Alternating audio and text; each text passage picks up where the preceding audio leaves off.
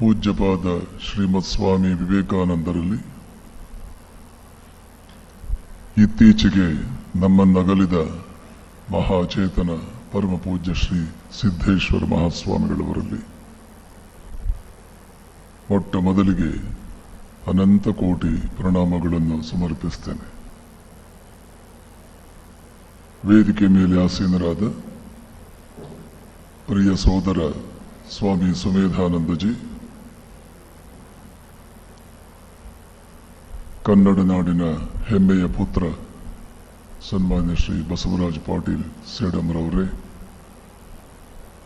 ನೆರೆದಿರುವ ಊರಿನ ಎಲ್ಲ ಗಣ್ಯರೇ, ಶಿಕ್ಷಕ ಬಂಧುಗಳೇ, ಗೌರವಾನ್ವಿತ ತಾಯಂದಿರೇ, ಬಾಸ್ಕಟ್ ಮಾಡ್ತೀನಿ.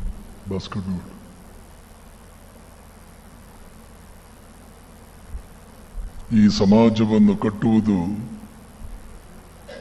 ಪ್ರಧಾನಮಂತ್ರಿ ಅಲ್ಲ, ರಾಷ್ಟ್ರಾಧ್ಯಕ್ಷ ಅಲ್ಲ, IAS ಅಧಿಕಾರಿಗಳಲ್ಲ, IPS ಅಧಿಕಾರಿಗಳಲ್ಲ. ಈ ದೇಶವನ್ನ, ಸಮಾಜವನ್ನ ಹಿಂದಿನಿಂದಲೂ ಕಟ್ತಾ ಇರೋದು, ಈಗಲೂ ಕಟ್ಟುವುದು, ಮುಂದೆಯೂ ಕಟ್ಟುವುದು ತಾಯಿ ಮತ್ತು ಶಿಕ್ಷಕ.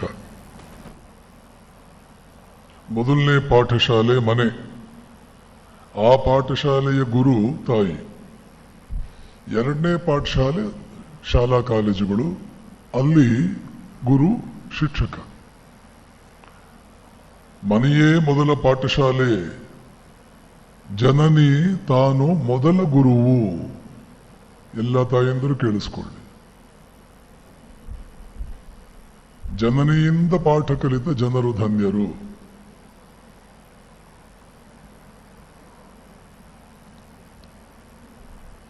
ಭಾರತೀಯ ಸಂಸ್ಕೃತಿ ಹೇಳುತ್ತೆ, ತಾಯಿಯಿಂದ ಮಗುವಿಗೆ ಬೋಧನೆ ಆಗಬೇಕಾದ್ದು, ಶಿಕ್ಷಣ ಆಗಬೇಕಾದ್ದು ಅವಳ ಹೊಟ್ಟೆಯನ್ನು ಮಗು ಪ್ರವೇಶ ಮಾಡಿದ ದಿನದಿಂದ.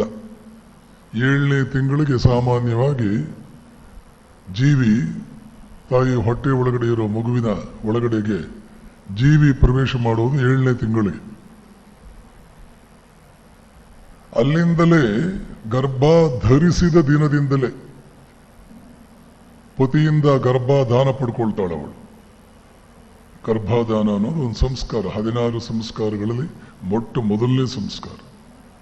ಪತಿ ತನ್ನ ವಂಶ ಮುಂದುವರಿಯಕ್ಕಾಗಿ ತನ್ನ ಪತ್ನಿಯಲ್ಲಿ ಗರ್ಭವನ್ನು ದಾನ ಮಾಡ್ತಾನೆ.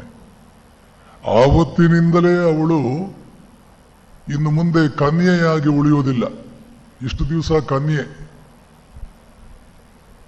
ಒಂದು ರೀತಿ ಹುಡುಗಿ, ಅಷ್ಟೇನೋ ಗಂಭೀರವಾದ ಪಾತ್ರ ಏನೂ ಇಲ್ಲ ಅವಳಿಗೆ. ಪತಿಯಿಂದ ಗರ್ಭಾಧಾನ ಪಡೆದ ಮೇಲೆ ಇನ್ನು ರಾಷ್ಟ್ರ ನಿರ್ಮಾಪಕಿ. ಹೊಟ್ಟೆಯಲ್ಲಿ ಹುಟ್ಟಿದ ಮಗು ಏನೇನೋ ಆಗಬಾರದು, ಅದ್ಭುತವಾದ್ದೇ ಆಗಬೇಕು ಅನ್ನುವ ಆ ಅದ್ಭುತವಾದ ಮಗುವನ್ನು ಬೆಳೆಸಿ ಸಮಾಜಕ್ಕೆ ಕೊಡುಗೆಯಾಗಿ ನೀಡುವ ವ್ರತದ ದೀಕ್ಷೆಯನ್ನು ಪಡೆದುಕೊಂಡವಳು. ಇದಕ್ಕೆಲ್ಲ ಮಂತ್ರಗಳಿದೆ.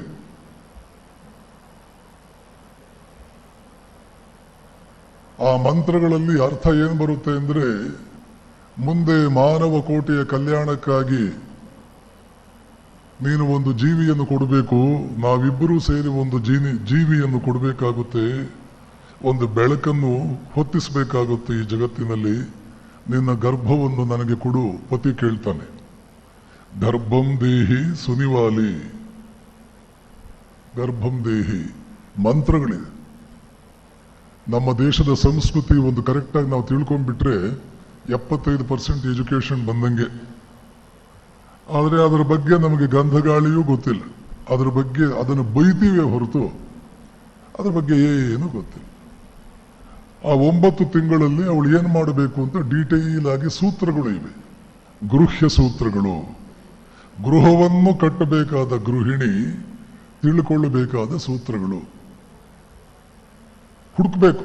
ಆ ಪುಸ್ತಕಗಳಿಗೆ ಪ್ರಿಂಟ್ ಇರ್ಲಿಕ್ಕಿಲ್ಲ. ಕೇಳೋರು ಯಾರು? ಯಾರಾದರೂ ಕೇಳೋರು ಇದ್ರೆ ಪ್ರಿಂಟ್ ಮಾಡ್ತಾರೆ. ಕೇಳೋರೇ ಗತಿ ಇಲ್ಲ ಅಂದ್ರೆ ಯಾಕೆ ಪ್ರಿಂಟ್ ಮಾಡ್ತಾರೆ? ಗೃಹ್ಯ ಸೂತ್ರಗಳು. ಮಹಾನಿರ್ವಾಣ ತಂತ್ರ. ಸ್ವಾಮಿ ವಿವೇಕಾನಂದರ ಕರ್ಮಯೋಗದ ಪುಸ್ತಕ.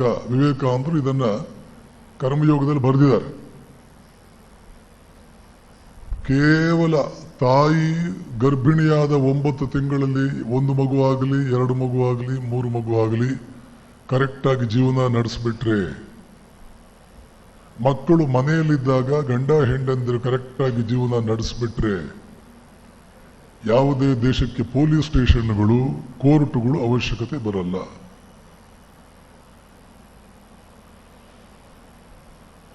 ಮಕ್ಕಳು ಹುಟ್ಟಿದ ಮೇಲೆ ಮನೆಯಲ್ಲಿದ್ದಾಗ ಬಹಳ ಎಚ್ಚರಿಕೆಯಿಂದ ಬದುಕಬೇಕು ಗಂಡ ಹೆಂಡಂದಿರು. ಮಗು ಹುಟ್ಟಿದ ಮೇಲೆ ಇನ್ನು ಗಂಡ ಹೆಂಡತಿ ಅಲ್ಲ, ಇನ್ನು ಮುಂದೆ ತಂದೆ ತಾಯಿ.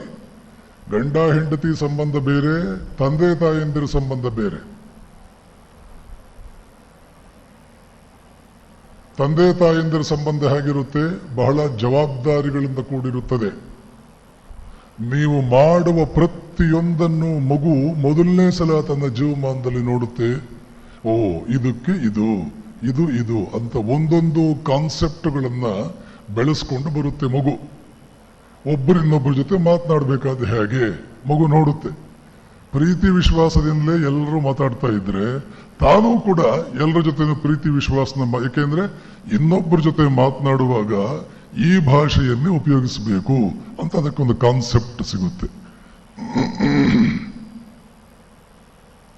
ಒರಟೊರಟಾಗಿ ಅಶ್ಲೀಲ ಭಾಷೆ ಉಪಯೋಗ ಮಾಡಿದ್ರೆ ಅದು ಉಪಯೋಗ ಮಾಡುತ್ತೆ. 8 ದಿನದಲ್ಲಿ ಮಾತು ಕಲಿಯುವ 8 ದಿನದಲ್ಲಿ ಆ ಮಗುವಿನ ಭಾಷೆ ನೋಡಿ ಆ ಮನೆಯಲ್ಲಿ ಎಂಥವರಿದ್ದಾರೆ ಅಂತ ಹೇಳ್ಬಿಡ್ಬಹುದು. ಪ್ರತಿಯೊಂದು ಕಾನ್ಸೆಪ್ಟ್ ಸತ್ಯವನ್ನೇ ಹೇಳಬೇಕು. ಮಗುವಿನ ಮುಂದೆ ಯಾವಾಗಲೂ ಸತ್ಯವನ್ನು ಹೇಳಬೇಕು. ಕೊನೆ ಪಕ್ಷ ಮಗುವಿನ ಮುಂದೆ ಸತ್ಯವನ್ನೇ ಹೇಳಬೇಕು.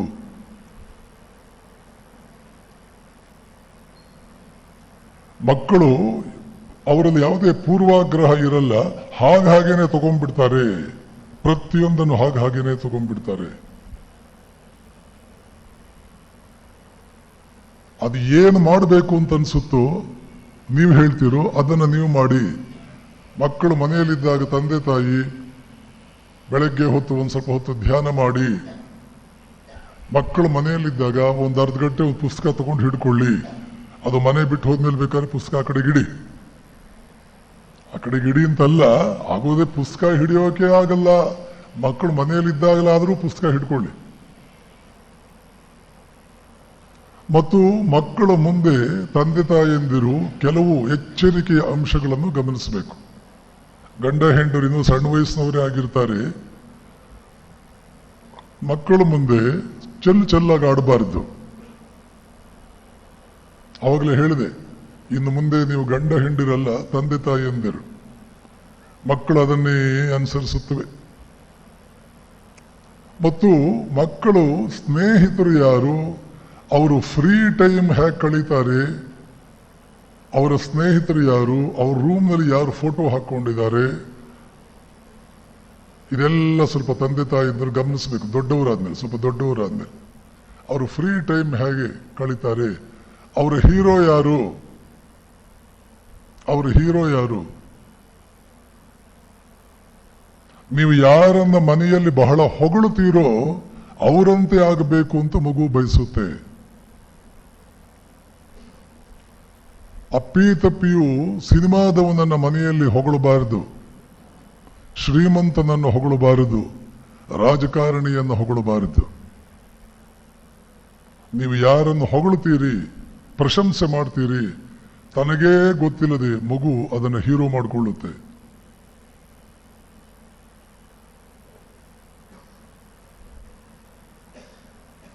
ಇದು ಗೊತ್ತಿರಲ್ಲ ತಂದೆ ತಾಯಿಗೆ. ಸಿನಿಮಾದವರನ್ನು ಹೊಗಳ್ತಾ ಇರೋದು. ನೀವು ಸಿನಿಮಾದವರನ್ನು ಹೊಗಳಿ ನಾಳೆಯಿಂದ ಮಗು ಕನ್ನಡಿ ಮುಂದ್ಗಡೆ 2 ಗಂಟೆ ನಿಂತ್ಕೊಳ್ಳುತ್ತೆ. ಹಾಗಾದರೆ ಮಕ್ಕಳ ಮುಂದೆ ಹೀರೋ ಯಾರನ್ನ ಮಾಡಬೇಕು? ಯಾವಾಗಲೂ ಪರಮ ತಪಸ್ವಿಯನ್ನ, ಇಲ್ಲ ಮಹಾವಿಜ್ಞಾನಿಯನ್ನ, ತ್ಯಾಗ ಮಾಡಿ ಜೀವನವನ್ನು ಬಲಿಕೊಟ್ಟು ದೇಶ ಕಟ್ಟಿದ ಮಹಾತ್ಮರನ್ನ, ಜಗತ್ತಿನಾದ್ಯಂತ ಪ್ರಖ್ಯಾತರಾದಂತಹ ಸಾಧಕರನ್ನ, ಇವರನ್ನೇ ದೊಡ್ಡವರನ್ನಾಗಿ ಮಾಡಬೇಕು ಮಕ್ಕಳ ಮುಂದೆ. ಮಾತಾಡುವಾಗಲೂ ಪುಟ್ಟು ಮಕ್ಕಳಾಗಿದ್ದಾಗಂತೂ ಮಾತಾಡುವಾಗ ಬಹಳ ಕೇರ್ಫುಲ್ ಆಗಿರ್ಬೇಕು. ಹೇಳಿದೆ ನಾನು ಆವಾಗಲೇ, ಪೂರ್ವಾಗ್ರಹ ಇರಲ್ಲ. ಎಲ್ಲಿ ಪೂರ್ವಾಗ್ರಹ ಇರಲ್ಲ ಅವಾಗ ಮೈಂಡು ಗ್ರಾಸ್ಪಿಂಗ್ ಪವರ್ ಜಾಸ್ತಿ ಇರುತ್ತೆ. ಆದ್ದರಿಂದಲೇ ಮುಗ್ಧ ಮನಸ್ಸು. ಯಾವುದೇ ಋಷಿ ಮುಗ್ಧ, ಯಾವುದೇ ತಪಸ್ವಿ ಮುಗ್ಧ. ಸಿದ್ದೇಶ್ವರ ಸ್ವಾಮಿಗಳು ಮುಗ್ಧರು, ರಾಮಕೃಷ್ಣರು ಪರಮ ಮುಗ್ಧರು, ಶಿವ ಪರಮ ಮುಗ್ಧ. ಯಾಕೆಂದ್ರೆ ಇವರೆಲ್ಲ ತಪಸ್ಸು ಬಿಟ್ಟು ಜೀವನದಲ್ಲಿ ಇನ್ನೇನು ಮಾಡಿದವರೇ ಅಲ್ಲ. ಬೃಹದಾರಣ್ಯಕ ಉಪನಿಷತ್ತಿನಲ್ಲಿ ಬರುತ್ತೆ, ಬ್ರಹ್ಮಜ್ಞಾನವಾದ ಮೇಲೆ ಮನುಷ್ಯ ಹೇಗಾಗ್ತಾನೆ? ಉತ್ತರ ಕೊಡ್ತಾನೆ ಋಷಿ, ಮಗುವಿನಂತೆ ಮುಗ್ಧನಾಗ್ತಾನೆ, ಬಾಲವತ್, ಬಾಲಕನಂತೆ ಆಗಿಬಿಡ್ತಾನೆ. ರಾಮಕೃಷ್ಣರಿಗೆ ಉಟ್ಟು ಬಟ್ಟೆ ಎಷ್ಟೋ ಸಲ ಮೈ ಮೇಲೆ ನಿಲ್ತಿರ್ಲಿಲ್ಲ, ನಿಲ್ತಾನೇ ಇರಲಿಲ್ಲ. ಯಾಕೆ? ಅವರು ಬ್ರಹ್ಮಜ್ಞಾನಿ, ದೇಹ ಬುದ್ಧಿಯೇ ಇಲ್ಲ. ಮತ್ತೆ ಅವರು ಬೆತ್ತಲೆಯಾಗಿ ಒಮ್ಮೆಲೆ ಓಡುವಾಗ ಕೂತ ಜಾಗದಿಂದ ಉಟ್ಟು ಬಟ್ಟೆ ಬಿದ್ದುಬಿಡೋದು. ಆವಾಗೆಲ್ಲ ಅಲ್ಲಿ ಸ್ತ್ರೀಯರು ಕುಳಿತಿರೋರು ಅವ್ರ ರೂಮ್ನಲ್ಲಿ. ಆ ಸ್ತ್ರೀಯರು ಹೇಳೋರು, ಠಾಕೂರ್ ನಿಮ್ಮನ್ನು ನೋಡಿದ್ರೆ ನಮ್ಗೆ 6 ತಿಂಗಳು ಮಗು ನೋಡ್ದಂಗೆ ಅನ್ಸುತ್ತೆ. ವ್ಯಾಸ ಮಹರ್ಷಿಯ ಮಗ ಶುಕದೇವ ಮೈ ಮೇಲೆ ಬಟ್ಟೆನೇ ಹಾಕ್ತಿರ್ಲಿಲ್ಲ. ಯಾವ ಸ್ತ್ರೀಗೂ ಅವನನ್ನು ನೋಡಿ ಏನು ಅನಿಸ್ತಾನೇ ಇರಲಿಲ್ಲ. ಅದೇ ವ್ಯಾಸ ಬಟ್ಟೆ ಉಟ್ಕೊಂಡು ಆ ಸ್ತ್ರೀಯರ ಮುಂದೆ ಬಂದ್ರೆ ಈ ಸ್ತ್ರೀಯರು ಮುಖಕ್ಕೆ ಸೆರಗು ಹಾಕೊಂಡು ಆ ಕಡೆ ಹೋಗೋರು. ವ್ಯಾಸ ಕೇಳಿದ, ನನ್ನ ಮಗ ಯುವಕ, ಮೈ ಮೇಲೆ ಬಟ್ಟೆ ಇಲ್ಲ, ಅವನು ಬಂದ್ರೆ ನೀವು ಆರಾಮವಾಗಿದ್ರಿ, ನಾನು ವಯಸ್ಸಾಗಿದೆ, ಬಟ್ಟೆ ಹುಟ್ಟಿದ್ದೀನಿ, ನಾನು ಬಂದ್ರೆ ನಾಚ್ಕೊಂಡು ಆ ಕಡೆ ಹೋಗ್ತಿದ್ದೀರಿ. ಆವಾಗ ಆ ಸ್ತ್ರೀಯರು ಹೇಳ್ತಾರೆ, ನಿನ್ನ ಮಗನಿಗೆ ದೇಹ ಪ್ರಜ್ಞೆಯೇ ಇಲ್ಲ, ಆದ್ರೆ ನಿನಗಿನ್ನೂ ದೇಹ ಪ್ರಜ್ಞೆ ಇದೆ, ನಾನು ಗಂಡಸು ಅನ್ನೋ ಭಾವ ಇದೆ ನಿನಗೆ, ಆದ್ದರಿಂದ ನಮ್ಗೆ ನಾಚಿಕೆ ಆಗುತ್ತೆ. ಅವನಿಗೆ ಅವನ 6 ತಿಂಗಳ ಮಗು ಇದ್ದಂಗಿದ್ದಾನೆ. ಯಾಕೆ ಹೇಳಿದೆ? ಮುಗ್ಧ ಮನಸ್ಸು ಗ್ರಹಿಸ್ಬಿಡುತ್ತೆ, ನೀವು ಏನು ಹೇಳೋದನ್ನ ಗ್ರಹಿಸ್ಬಿಡುತ್ತೆ. ಮಕ್ಕಳು ನಾಯಿ ಮರಿ ಜೊತೆ ಆಟ ಆಡ್ತಾ ಇದ್ರು. ಒದೆಯೋದು ಏನು ಆಟ? ಫುಟ್ಬಾಲ್ ಆಟ. ಫುಟ್ಬಾಲ್ ಯಾವುದು? ನಾಯಿ ಮರಿ. ಇವನು ಕಾಲಿನಲ್ಲಿ ಓದೋದು ಅಲ್ಲಿ ಕಳಿಸೋದು, ಅವನು ಕಾಲಿನಲ್ಲಿ ಓದಿ ಈ ಕಡೆ ಅದು ಕುಯ್ ಕುಯ್ ಅಂತ ಕೂಗೋದು. ಸಾಕಿದ ನಾಯಿ ಮರಿ ಕಚ್ಚಲಿಲ್ಲ. ಈ ಹುಡುಗನ ತಾಯಿಗೆ ಅವನು ದಿನ ನಾಯಿಗೆ ಬಂದು ಒದೆಯೋದೆ, ನಾಯಿ ಜೊತೆ ಒದೆಯೋ ಆಟ. ಅವನು ಹೇಳಿ ಹೇಳಿ ಸಾಕಾಗಿತ್ತು. ಒದಿಬಾರ್ದು ಕಣೋ, ಎಲ್ಲಾ ಪ್ರಾಣಿಗಳಲ್ಲೂ ದೇವರಿರ್ತಾನೆ, ಯಾರಿಗೂ ಒದಿಬಾರದು, ಯಾವ ವಸ್ತುವನ್ನು ಒದಿಬಾರದು ಅಂತ ನಮ್ಮ ಸಂಸ್ಕೃತಿ ಹೇಳುತ್ತೆ. ವಸ್ತುಗಳನ್ನು ಕೂಡ ಕಾಲಿನಲ್ಲಿ ಒದಿಬಾರದು. ಪೊರಕೆಯನ್ನು ಕೂಡ ಗುಡಿಸಿ ಆದ ಮೇಲೆ ಶಾರದಾ ಮಾತೆ ಹೇಳ್ತಾರೆ, ಪೊರಕೆ ಹಿಡಿದುಕೊಂಡು ಮನೆ ಗುಡಿಸಿದ ಮೇಲೆ ಗೌರವದಿಂದ ಅದರ ಜಾಗದಲ್ಲಿ, ಕೃತಜ್ಞತಾ ಭಾವದಿಂದ ಅದರ ಜಾಗದಲ್ಲಿ ಇಡಬೇಕು, ಬಿಸಾಕಬಾರದು. ಪೊರಕೆಯನ್ನು ಕೂಡ ಗೌರವ ಭಾವದಿಂದ, ನಿನ್ನ ಸಹಾಯದಿಂದ ನಾನು ಮನೆ ಕ್ಲೀನ್ ಮಾಡಿಕೊಂಡೆ ಅನ್ನೋ ಭಾವನೆಯಿಂದ ಪೊರಕೆಗೆ ಗೌರವ ಕೊಟ್ಟು ಅದರ ಜಾಗದಲ್ಲಿ ಇಡಬೇಕು. ಹೀಗಿರುವಾಗ ನಾಯಿಗೆ, ಪ್ರಾಣಿಗಳಿಗೆ ಒದೆಯೋದು ನಮ್ಮಲ್ಲಿಲ್ಲ. ಈ ಮಗುಗೆ ಎಷ್ಟು ಹೇಳಿದ್ರೂ ಕೇಳ್ತಾ ಇಲ್ಲ. ತಾಯಿ ಕೊನೆಗೊಂದು ಉಪಾಯ ಮಾಡಿದ್ಲು, ನೋಡು ನೀನು ನಾಯಿಗೆ ಒದ್ರೆ ಮುಂದಿನ ಜನ್ಮದಲ್ಲಿ ನೀನು ಕೂಡ ನಾಯಿ ಆಗ್ಬಿಡ್ತೀಯ. ತಕ್ಷಣ ಈ ಮಗು ಏನ್ ಹೇಳ್ದ ಗೊತ್ತಾ? ಅವನ ಸ್ನೇಹಿತರಿಗೆಲ್ಲ ಹೇಳ್ತಾನೆ, ಬಂದ್ರು ದೇವ್ರ ಕೋಣೆಗೆ ಹೋಗ್ಬಿಟ್ಟು ದೇವ್ರಿಗೆ ಒದ್ಬಿಡೋಣ, ಮುಂದಿನ ಜನ್ಮದಲ್ಲಿ ದೇವರಾಗ್ತೀವಿ. ಇಷ್ಟು ಶಾರ್ಪ್ ಇರುತ್ತೆ ಮಕ್ಕಳ ಮನಸ್ಸು, ಇಷ್ಟು ಶಾರ್ಪ್ ಇರುತ್ತೆ. ಅವ್ರಿಗೇನು ಗೊತ್ತಿಲ್ಲ ಅಂತ ಅನ್ಕೋಬೇಡಿ. 3 ತಿಂಗಳು ಮಗು ಹಾಲು ಕುಡಿದ ಮೇಲೆ, ತಾಯಿ ಹಾಲು ಕುಡಿದ ಮೇಲೆ ಅದು ಅಳ್ತಾ ಇದ್ರೆ ಪಾಶ್ಚಾತ್ಯ ರಾಷ್ಟ್ರಗಳಲ್ಲಿ ಮಗುವಿಗೆ ತಾಯಿ ಕೇರ್ ಮಾಡಲ್ಲ. ಹಾಲು ಕುಡಿಸಿದ್ದೀನಿ, ಸುಮ್ಮನೆ ಬಿದ್ಕೊಂಡಿರು, ಅಲ್ಲಿ ನನಗೆ ಕೆಲಸ ಇದೆ ಮಾಡಬೇಕು, ನನ್ನ ಅಟೆನ್ಷನ್ ಡ್ರಾ ಮಾಡೋದಕ್ಕೆ ಅಳತೀಯ, ನೀನ್ ಯಾಕೆ ಅಳತೀಯ ಅಂತ ನನಗೆ ಗೊತ್ತು, ಸುಮ್ಮನೆ ಬಿದ್ಕೋ, ಮಗುಗೆ ಅಟೆನ್ಷನ್ ಕೊಡಲ್ಲ ಅದು. ಪುಟ್ಟು ಮಕ್ಕಳಿಗೆ ನೀವು ಮತ್ತೆ ಅದು ಮಗು ಆಡೋದಿಲ್ಲ, ನಾವು 4 ಸಲ ಆಡುತ್ತೆ, ಆಮೇಲೆ ಅಳಲ್ಲ ಅದು. ಮಕ್ಕಳಿಗೆ ನೀವು ಟ್ರೈನಿಂಗ್ ಕೊಟ್ಟು ಹಾಗಿರುತ್ತೆ. ಪಾಶ್ಚಾತ್ಯ ಪ್ರಪಂಚದಲ್ಲಿ 5 ವರ್ಷದ ಮಗು ತನ್ನ ಕೆಲಸ ತಾನೇ ಮಾಡ್ಕೋಬೇಕು, ತಂದೆ ತಾಯಂದ್ರೆ ಹೆಲ್ಪ್ ಮಾಡಲ್ಲ. ತಿಂಗಳು $5 $10 ಅಂತ ಪಾಕೆಟ್ ಮನಿ ಕೊಡ್ತಾರೆ. ಮಗುಗೆ ಏನು ಬೇಕಾದರೂ ತನ್ನ ಪಾಕೆಟ್ ಮನೆಯಲ್ಲೇ ಕೊಂಡ್ಕೋಬೇಕು, ತಂದೆ ತಾಯಂದಿರನ್ನ ಕೇಳಬಾರದು. ನಿನಗೆ ಏನು ಬೇಕಾದರೂ ನಿನ್ನ ದುಡ್ಡಲ್ಲಿ ಕೊಂಡ್ಕೋಬೇಕು, ಇನ್ನೊಬ್ಬರ ದುಡ್ಡಿಗೆ ಆಸೆ ಪಡಬಾರದು. ನಮ್ಮ ದೇಶದ ಸಂಸ್ಕೃತಿಯನ್ನು ಹೋಲಿಸಿ ವರದಕ್ಷಿಣೆ, ಆ ವರದಕ್ಷಿಣೆ ಮದುವೆ ಟೈಮ್ನಲ್ಲಿ ಆದ್ಮೇಲೆ ಇನ್ನೊಂದೇನೋ ಇನ್ನೊಬ್ಬರನ್ನು ಕೇಳೋದು ಅಂದ್ರೆ ನಮ್ಗೆ ನಾಚಿಕೆನೇ ಇಲ್ಲ. ಪಾಶ್ಚಾತ್ಯ ಪ್ರಪಂಚದಲ್ಲಿ ಹಾಗಿಲ್ಲ. ಗರ್ಭಿಣಿ ಸ್ತ್ರೀಯರಿಗೆ, ಮುದುಕರಿಗೆ, ಅಂಗವಿಕಲರಿಗೆ ಎದ್ದು ನಿಂತು ಸೀಟ್ ಬಿಟ್ಕೊಡಿ ಅಂತ ಬಸ್ ಮೇಲೆ ಬರೆದಿತ್ತು. ಬಸ್ ಒಳಗೆ ಸ್ಪೇನ್ ದೇಶದ ಬಾರ್ಸೆಲೋನಾ ಸಿಟಿನಲ್ಲಿ ನಡೆದ ಘಟನೆ. ನಾನು ಬಸ್ಸಲ್ಲಿ ಕುಳಿತಿದ್ದೆ. ಒಬ್ಬ ಮುದುಕರು ಬಂದರು. ಆವಾಗ ನನಗಿನ್ನೂ 42-43 ವರ್ಷ ವಯಸ್ಸು. ಎದ್ದು ನಿಂತು ಅವ್ರಿಗೆ ಜಾಗ ಕೊಟ್ಟೆ, ಕೂತ್ಕೊಳ್ಳಿ. ಅವ್ರು ಕೂಡ್ಲೇ ಇಲ್ಲ. ಪ್ಲೀಸ್ ಸಿಟ್ ಇನ್ನೊಂದ್ಸಲ ಅಂದೆ. ಸುಮ್ಮನೆ ತಲೆ ಹೀಗಂದ್ರು. ನಾನೇ ಅವ್ರ ಕೈ ಹಿಡಿದು ಪ್ಲೀಸ್ ಸಿಟ್ ದೇ. ಅವಾಗ ಅವರಂದ್ರು, thank you gentleman, my legs are still strong, I can afford to stand, it is your seat, I am able to stand. I don't need any help. If my legs were not to be strong enough, I would have definitely sought your help. Now I don't need. But thank you for your generosity. Please sit. ಅಂತ ನನಗೆ ಬಲವಂತ ಮಾಡಿ ಕೂಡಿಸಿದ್ರು. ನಾನು ಕೊಟ್ಟರು ಅವರ ಕಾಲು ಗಟ್ಟಿ ಇರೋದ್ರಿಂದ ಅವ್ರು ಕೂಡ್ಲಿಲ್ಲ. ನಮ್ಮ ದೇಶ ಆಗಿದ್ದಿದ್ರೆ ಎಳೆದು ಹಾಕಿ ಬೋರ್ಡ್ ನೋಡ್ರಿ. ಇವತ್ತು ಭಾನುವಾರ, 3 ದಿನಗಳ ಹಿಂದೆ ಗುರುವಾರ ವಿಜಯವಾಣಿಯಲ್ಲಿ ನಂದು ಲೇಖನ ಬಂದಿದೆ. ಅದರಲ್ಲಿ ಕೃಷ್ಣರಾಜ ಒಡೆಯರ್ ರಾಜರಾಗಿದ್ದಾಗ ಮೈಸೂರಿನಲ್ಲಿ ನಡೆದ ಘಟನೆ ಹೇಳಿದ್ದೀನಿ. ಬರಗಾಲ, ಗಂಜಿ ಕೇಂದ್ರಗಳನ್ನ ಸ್ಥಾಪನೆ ಮಾಡಿದ್ದಾರೆ. ಬಡವರೆಲ್ಲ ಬಂದು ಹೊಟ್ಟೆ ತುಂಬ ಗಂಜಿ ಕುಡಿದು ಹೋಗಬಹುದು. ಆ ಕಡೆ ಒಬ್ಬ 40-45 ವರ್ಷ ವಯಸ್ಸಿನವನು ಬರ್ತಾನೆ, ಗಂಜಿ ಕುಡಿತಾನೆ. ಮಹಾರಾಜರು ಅಲ್ಲೇ ಕುರ್ಚಿ ಹಾಕೊಂಡಿರ್ತಾರೆ, ಒಂದು ಇನ್ಸ್ಪೆಕ್ಷನ್ಗೆ ಅಂತ ಬಂದಿರ್ತಾರೆ. ಗಂಜಿ ಕುಡಿದ ಮೇಲೆ ದೂರದಲ್ಲಿ ಕುಳಿತು, ಅಯ್ಯ ದಯವಿಟ್ಟು ದುಡಿಯೋದಕ್ಕೇನಾದ್ರೂ ಕೆಲಸ ಕೊಡಿ ಅಯ್ಯ ಅಂತ ಕೇಳ್ತಾನೆ. ಕೃಷ್ಣರಾಜ ಒಡೆಯರ್ ಹೇಳ್ತಾರೆ, ಎಲ್ಲಪ್ಪ ಕೆಲಸ ತರೋಣ ನಿನಗೆ, ಬರಗಾಲ ನೋಡ್ತೀಯೋ ಇಲ್ಲೋ, ಕೆಲಸಗಳೇ ಇಲ್ಲ. ಯಾಕೆ ನಿನಗೆ ಹೊಟ್ಟೆ ತುಂಬ ಇಲ್ಲಿ ಗಂಜಿ ಕೊಡ್ತಾ ಇದ್ದಾರೋ ಇಲ್ವೋ? ಅವ್ರೇನಾದ್ರೂ ದುಡಿ ಅಂತ ಏನಾದ್ರು ಹೇಳ್ತಾ ಇದ್ದಾರಾ? ಇಲ್ಲ ಸ್ವಾಮಿ, ತಮ್ಮ ದಯೆಯಿಂದ ಹೊಟ್ಟೆ ತುಂಬ ಗಂಜಿ ಕೊಡ್ತಾರೆ, ತೊಂದರೆ ಇಲ್ಲ. ಮತ್ತೆ ಯಾಕೆ ಕೆಲಸ ಬೇಕು ಅಂತೀಯ? ಇಷ್ಟೇ ಸ್ವಾಮಿ, ರೆಟ್ಟೆ ಇನ್ನೂ ಗಟ್ಟಿ ಇದೆ. ರೆಟ್ಟೆ ಗಟ್ಟಿ ಇರೋವರೆಗೂ ಪುಕ್ಕಟೆ ಊಟ ಮಾಡಬಾರ್ದಲ್ಲ. ನಮ್ಮ ಗ್ಯಾರಂಟಿಗಳನ್ನ ಎಲ್ಲಿಡ್ತೀರಿ ಇವಾಗ? ಕೊಟ್ಟವ್ರಿಗೂ ಬುದ್ಧಿ ಇಲ್ಲ, ತಗೊಂಡವ್ರಿಗೆ ನಾಚಿಕೆ ಇಲ್ಲ. ಇದು ನಮ್ಮ ದೇಶ ಇವತ್ತು. ಸ್ವಾತಂತ್ರ್ಯ ಪೂರ್ವದ ಇಂಡಿಯಾ ಅದು. ಆಗೊಂದು ವಿಶ್ವೇಶ್ವರಯ್ಯ ಇದ್ರು, ಆಗೊಂದು ಕೃಷ್ಣರಾಜ ಒಡೆಯರ್ ಇದ್ರು, TS ವೆಂಕಣ್ಣಯ್ಯ ಇದ್ರು, ಮಹಾತ್ಮರುಗಳಿದ್ರು.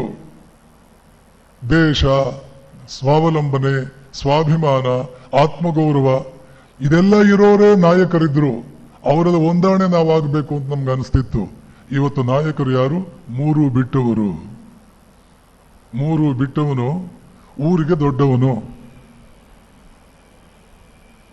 ಆದರೆ ಪಾಶ್ಚಾತ್ಯ ಪ್ರಪಂಚದಲ್ಲಿ ಇವತ್ತು ಮಗುವಿಗೆ 5 ವರ್ಷದ ಮಗು ಶುರುವಾದ್ರೆ ಪಾಕೆಟ್ ಮನಿ ಕೊಡ್ತಾರೆ.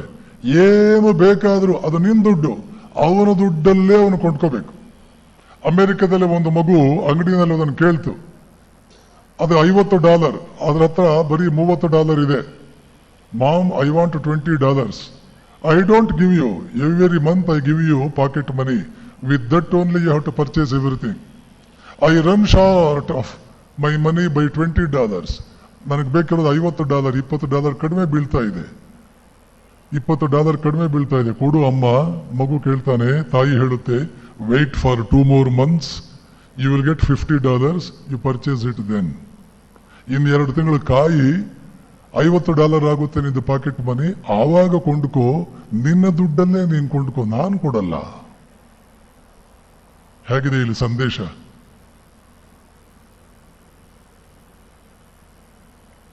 ನಾನು ಕೊಡಬಹುದು, ಆದರೆ ಅವ್ರಿಗೆ ಅವಶ್ಯಕತೆ ಇಲ್ಲ ಅಂದ್ರೆ ತಗೋಬಾರದು. ಫ್ರಾನ್ಸ್ ದೇಶದ ಒಂದು ರೈಲ್ವೆ ಸ್ಟೇಷನ್ ಅಲ್ಲಿ ನಿಂತಿದ್ದೆ. ಹೆಂಡತಿ ಮಗು ಬೇರೆ ಊರಿಂದ ಬಂದ್ರು, ಟ್ರೈನ್ ಇಳಿದ್ರು. ಗಂಡ ತಕ್ಷಣ ಮಗುವಿಗೆ ಒಂದ್ಸಲ ಅಪ್ಪಿಕೊಂಡು ಮುದ್ದಾಡಿ, 5-6 ವರ್ಷದ ಮಗು. ತಕ್ಷಣ ಹೆಂಡತಿ ಸೂಟ್ ಕೇಸಿಂದ ಓಪನ್ ಮಾಡಿ ಇನ್ನೊಂದು ಪುಟ್ಟ ಸೂಟ್ ಕೇಸ್ ತೆಗೆದ. ಅದರಲ್ಲಿ ಈ ಮಗುವುದು ಬಟ್ಟೆ ಬರೆ ಎಲ್ಲ ಇತ್ತು. ಅದನ್ನೆಲ್ಲ ಆ ಸೂಟ್ ಕೇಸ್ಗೆ ಟ್ರಾನ್ಸ್ಫರ್ ಮಾಡಿದ. ತಾಯಿಗೆ ಅವಳ ಸೂಟ್ ಕೇಸನ್ನು ಕೊಟ್ಟ, ಈ ಮಗುಗೆ ಅವನ ಸೂಟ್ ಕೇಸನ್ನು ಕೊಟ್ಟ. 5 ವರ್ಷದ ಮಗು ತನ್ನ ಸೂಟ್ ಕೇಸನ್ನು ತಾನೇ ಎಳಿತಾ ಬಂತು. ತಂದೆ ಹೆಲ್ಪ್ ಮಾಡಲಿಲ್ಲ, ಮಗುವನ್ನು ಎತ್ಕೊಳ್ಳಿಲ್ಲ. ಮಗುವಿನ ಬಟ್ಟೆ ಬರೆ ತಾಯಿ ತನ್ನ ಸೂಟ್ ಕೇಸ್ನಲ್ಲಿ ಇಟ್ಕೊಂಡು ಎಳ್ಕೊಂಡು ಹೋಗ್ಲಿಲ್ಲ. ಮಗುವಿನ ಬಟ್ಟೆ ಬರೆ ತನ್ನ ಸೂಟ್ ಕೇಸ್ನಲ್ಲಿ ತಾನೇ ಎಳ್ಕೊಂಡು ಹೋಗ್ಬೇಕು. ಇದೆಲ್ಲ ಟ್ರೈನಿಂಗ್ ಕೊಡ್ತಾರೆ ಅವರು. ನಾವು ನಮ್ಮ ಮೊಮ್ಮಕ್ಕಳಿಗೂ ಹೆಲ್ಪ್ ಮಾಡ್ತಾ ಇರ್ತೀವಿ. ಪಾಪ, ಅದರ ಹೆಸರಿನಲ್ಲಿ ಆಸ್ತಿ ಮಾಡೋದೇನು? ಯಾವ ಯಾವ ಕೆಲಸಗಳು ಒಬ್ಬ ವ್ಯಕ್ತಿಗೆ ಅವನಿಗೆ ಮಾಡುವುದಕ್ಕೆ ಸಾಧ್ಯವಿದೆ, ಅದನ್ನು ಇನ್ನು ಯಾರು ಎಷ್ಟು ಕಷ್ಟವಾದರೂ ಅವನಿಗೆ ಸಹಾಯ ಮಾಡಬಾರದು. ಮಾಡಿದರೆ ನೀವು ಅವನನ್ನು ಕೊಂದಂತೆ. ನೆನಪಿಟ್ಕೊಳ್ಳಿ, ನೀವು ಅನ್ಕೊಳ್ತಾ ಇದ್ದೀರಿ ನಾವು ಅವ್ರಿಗೆ ಹೆಲ್ಪ್ ಮಾಡ್ತಾ ಇದ್ದೀವಿ ಅಂತ. ಕೊಂದ್ರಿ, ನೀವು ಅವನನ್ನ ಕೊಂದ್ರಿ. ಅವನ ಕೈಯಲ್ಲಿ ಆಗಬಹುದಾದ್ದು ಯಾವುದು, ಆಗಲಾರದ್ದು ಯಾವುದು ಅಂತ ನಿಮಗೆ ಗೊತ್ತಿರುತ್ತೆ. ಯಾವುದು ಅವನಿಗೆ ಆಗೋದೇ ಇಲ್ಲ. 5ನೇ ಕ್ಲಾಸ್ ಮಗುವಿಗೆ 6ನೇ ಕ್ಲಾಸಿನ ಮ್ಯಾಥಮೆಟಿಕ್ಸ್ ಹೆಲ್ಪ್ ಮಾಡಬೇಕು. 4ನೇ ಕ್ಲಾಸಿನ ಮ್ಯಾಥಮೆಟಿಕ್ಸ್, 5ನೇ ಕ್ಲಾಸಿನ ಮ್ಯಾಥಮೆಟಿಕ್ಸ್ ನೀವು ಹೆಲ್ಪ್ ಮಾಡಿದ್ರೆ ಅವನನ್ನು ಕೊಂದಂತೆ. ತಂದೆ ತಾಯಂದ್ರಿಗೆ ಇದೆಲ್ಲ ಗೊತ್ತಿರಲ್ಲ. ಮತ್ತೆ ಮಕ್ಕಳ ಮುಂದೆ ಯಾವ ಕಾಲಕ್ಕೂ ಕೂಡ ನಿಮಗಾದ ಅವಮಾನಗಳು, ನಿಮಗಾದ ದುಃಖಗಳು ಹೇಳಿಕೊಂಡು ಅಳಬಾರದು. ಮಕ್ಕಳ ಮುಂದೆ ಎಂದಿಗೂ ಅಳಬಾರದು. ಸಂಸಾರದ ಕಷ್ಟಗಳನ್ನು ಗಂಡ ಹೆಂಡತಿ ಮಕ್ಕಳ ಮುಂದೆ ಚರ್ಚೆ ಮಾಡಬಾರದು. ಗುಲ್ಬರ್ಗಾದ ಹುಡುಗ 10 ವರ್ಷದ ಹಿಂದೆ ಬಿಜಾಪುರದಲ್ಲಿ ನಾನಿದ್ರೆ ಬಂದಿದ್ದ. BE ಹುಡುಗ. ಏನೋ ಬಂದೆ, ಸ್ವಾಮೀಜಿ ಓದ್ನಲ್ಲಿ ಇಂಟ್ರೆಸ್ಟೇ ಬರ್ತಾ ಇಲ್ಲ. ಯಾವಾಗಲೂ ಹೀಗೇನಾ? ಇತ್ತೀಚೆಗೆ ಸ್ವಾಮೀಜಿ ಇಂಜಿನಿಯರಿಂಗು ಓದ್ನಲ್ಲಿ ಇಂಟ್ರೆಸ್ಟೇ ಬರ್ತಾ ಇಲ್ಲ. ತಂದೆ ಏನ್ ಮಾಡ್ತಾರೆ? ಬಿಸ್ನೆಸ್ ಮಾಡ್ತಾರೆ. ಹೇಗೆ ನಡೀತಾ ಇದೆ ಬಿಸ್ನೆಸ್? ಇತ್ತೀಚೆಗೆ ಅಷ್ಟು ಚೆನ್ನಾಗಿ ನಡೀತಾ ಇಲ್ಲ. ಅದನ್ನ ನಿನ್ನ ಮುಂದೆ ಮನೆಯಲ್ಲಿ ಹೇಳ್ಕೊಳ್ತಾರ? ಅಯ್ಯೋ, ನಮ್ಮ ತಾಯಿ ಮುಂದೆ ಪ್ರತಿನಿತ್ಯ ಹೇಳ್ಕೊಳ್ತಾರೆ. ಕೆಲವು ಸಲ ಅಳುತ್ತಾರೆ. ನನ್ನ ತಂದೆ ತಾಯಿ ಇಬ್ರು ಕೂಡ ಬಿಸ್ನೆಸ್ ಚೆನ್ನಾಗಿ ಆಗದೇ ಇರೋದ್ರಿಂದ ಕೆಲವು ಸಲ ಅಳುತ್ತಾರೆ. ಇವನ ಮುಂದೆ ಬಿಸ್ನೆಸ್ ಚೆನ್ನಾಗಿ ಆಗ್ತಾ ಇಲ್ಲ ಅಂತ ತಂದೆ ಅಳ್ತಾ ಇರೋದ್ರಿಂದ ಇವನಿಗೆ ಸ್ಟಡೀಸ್ ಅಲ್ಲಿ ಇಂಟ್ರೆಸ್ಟ್ ಹೋಯಿತು. ಎಕ್ಸ್ಪೆರಿಮೆಂಟ್ ಮಾಡಿ ನೋಡಿ. ಮಕ್ಕಳ ಮುಂದೆ ತಂದೆ ತಾಯಂದಿರ ಹ್ಯುಮಿಲಿಯೇಷನ್,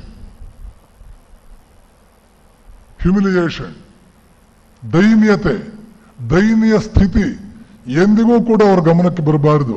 ಭರ್ಜರಿಯಾಗಿ ಬದುಕ್ತಾ ಇದೀವಿ ನಾವು ಭರ್ಜರಿಯಾಗಿ ಬದುಕ್ತಾ ಇದೀವಿ ಅನ್ನೋ ಚಿತ್ರ ಅವ್ರಿಗೆ ಬರಬೇಕೇ ಹೊರತು ಬಹಳ ಕಷ್ಟದಲ್ಲಿದ್ದೀವಿ. ಅಳೋದು ಇವೆಲ್ಲ ಮಾಡಬಾರ್ದು.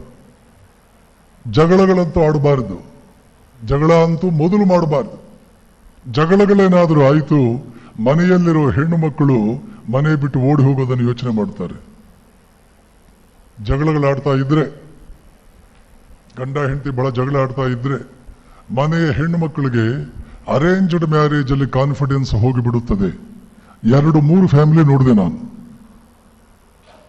ಅಕ್ಕನ ಗಂಡ ಅಕ್ಕನನ್ನು ಸರಿಯಾಗಿ ನೋಡ್ಕೊಳ್ಳಿಲ್ಲ. ಅದೆಲ್ಲ ಮನೆಯಲ್ಲಿ ಡಿಸ್ಕಸ್ ಆಗೋದು. ತಂಗಿ ಒಂದು ಫೈನ್ ಮಾರ್ನಿಂಗ್ ಓಡೋಗ್ಬಿಟ್ಲು. ಯದ್ವಾ ತದ್ವಾ ಮಕ್ಕಳು ಮುಂದೆ ತಪಸ್ಸು. ಗೃಹಸ್ಥ ಜೀವನ ಒಂದು ತಪಸ್ಸು.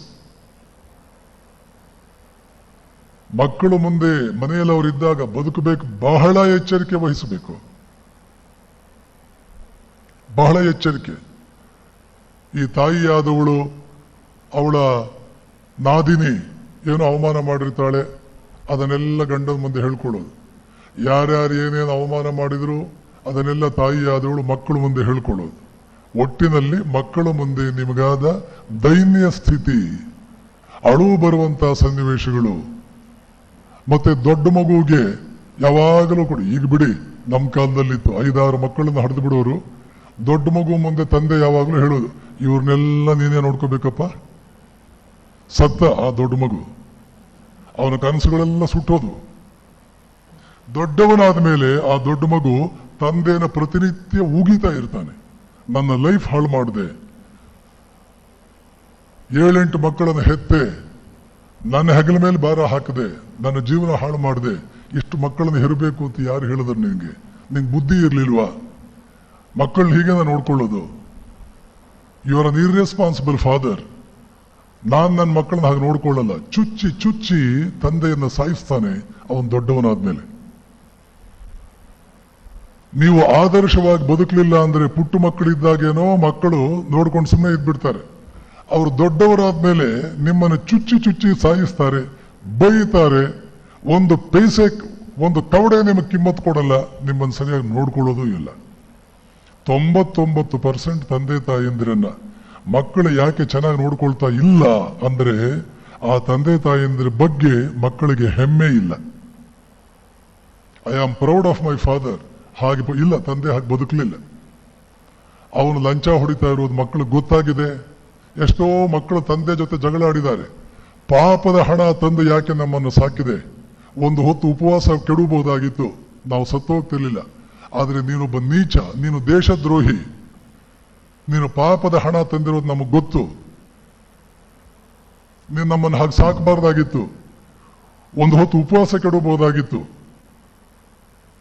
ಮಕ್ಕಳು ತಂದೆಗೆ ಮುಖದ ನೀರು ಇಳಿಸೋದನ್ನ ನಾನು ನೋಡಿದ್ದೀನಿ.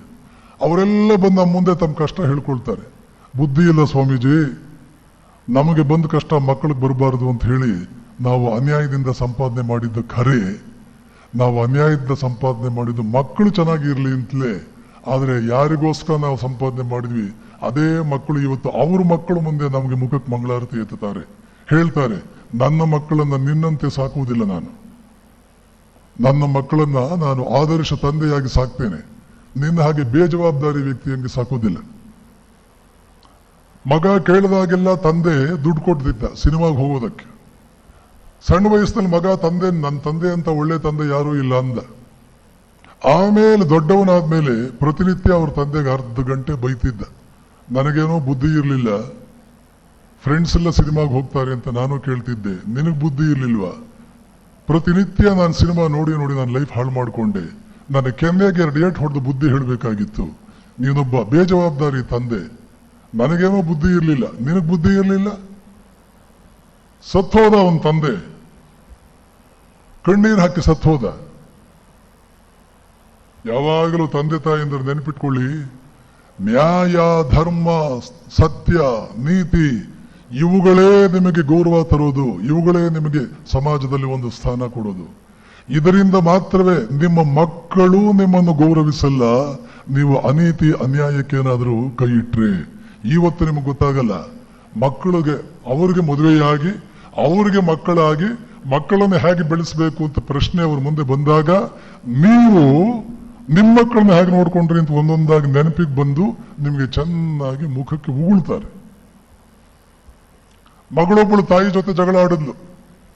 ನನ್ನ ಮಗಳನ್ನು ಬಿಟ್ಟು ಅರ್ಧ ಗಂಟೆ, 1 ಗಂಟೆ ನನ್ನ ಮಗಳನ್ನು ಬಿಟ್ಟಿರೋಕ್ಕಾಗಲ್ಲ, ನನ್ನನ್ನು 15 ವರ್ಷ ಬೇರೆಯವ್ರ ಮನೆಯಲ್ಲೇ ಇಟ್ಟಿದೆಯಲ್ಲ ನೀನು, ನಿನಗೇನು ಅನಿಸ್ಲಿಲ್ವಾ? ಬೇರೆಯವ್ರ ಮನೆಯಲ್ಲೇ ಇಟ್ಟು ಬೆಳೆಸದೆ ನನಗೆ 10-15 ವರ್ಷ. ಈಗ ನನ್ನ ಮಗಳನ್ನು ಬಿಟ್ಟು ಅರ್ಧ ದಿನ ಇರೋಕ್ಕಾಗಲ್ಲ, ಅವಳನ್ನು ಬಿಟ್ಟಿರೋಕ್ಕಾಗಲ್ಲ, ನಿನಗೆ ನನ್ನ ಮೇಲೆ ಸ್ವಲ್ಪವೂ ಕೂಡ ಪ್ರೀತಿನೇ ಇರ್ಲಿಲ್ವಾ? ಹಾಗೆ ಜಗಳ ಆಡಿದವಳು ಡಾಕ್ಟ್ರು. ತಾಯಿ ಅಳುತ್ತಾಳೆ, ಹಾಗಲ್ಲ ಕಣೆ, ಆ ಕಷ್ಟ ಇತ್ತು ಕಣೆ, ಈಗ ಉಪವಾಸ ಕೆಡಬಹುದಾಗಿತ್ತು, ನಿನಗೇನು ಮೈಸೂರು ಪಾಕ್ ತಿನ್ಸು ಅಂತ ನಾವು ಕೇಳ್ತೀವ? ಯಾವುದೇ ಮಗು ಕೇಳೋದು ತಂದೆ ತಾಯಿಂದಿರ ಪ್ರೀತಿ. ತಾಯಿ ತಂದೆಯರ ಹತ್ರ ಸಲುಗೆ ಇರುತ್ತೆ, ಪ್ರೀತಿ ಇರುತ್ತೆ, ಸ್ವಾತಂತ್ರ್ಯ ಇರುತ್ತೆ. ಅದು ಅವರನ್ನು ಖುಷಿ ಮಾಡುತ್ತೆ, ಶಕ್ತಿ ಕೊಡುತ್ತೆ. ಉಪವಾಸ ಕೆಡುವೆ ನಡೆಯುತ್ತೆ. ಆದರೆ ಆದರ್ಶವಾಗಿ ಬದುಕಿ, ಅಪ್ಪಿ ತಪ್ಪಿಯು ಸುಳ್ಳು ಹೇಳಬೇಡಿ. ಹೇಗೆ ಆದರ್ಶ ಜೀವನ ಇದೆಯೋ ಹಾಗೆಯೇ ಬದುಕಿ, ಕೊನೆ ಪಕ್ಷ ಮಕ್ಕಳು ಮನೆಯಲ್ಲಿ ಇದ್ದಾಗ ಬದುಕಿ. ಇಲ್ಲಾಂದ್ರೆ ಮುಂದೆ ನಿಮಗೆ ತರಾಟೆಗೆ ತಗೊಳ್ತಾರೆ, ಗ್ರಾಚಾರ ಬಿಡಿಸ್ತಾರೆ, ಮನೆಯಿಂದ ಹೊರಗೆ ದಬ್ತಾರೆ, ಅವಾಗ ಅಳ್ತೀರಿ. ಆವಾಗ ರಾಮಕೃಷ್ಣ ಆಶ್ರಮಗಳು ಬಂದು ಸ್ವಾಮೀಜಿ ಅಂತ ನಮ್ಮ ಮುಂದೆ ಈಗ ಯಾವ ಸ್ವಾಮಿಗಳು ನೆನಪಿಗೆ ಬರಲ್ಲ.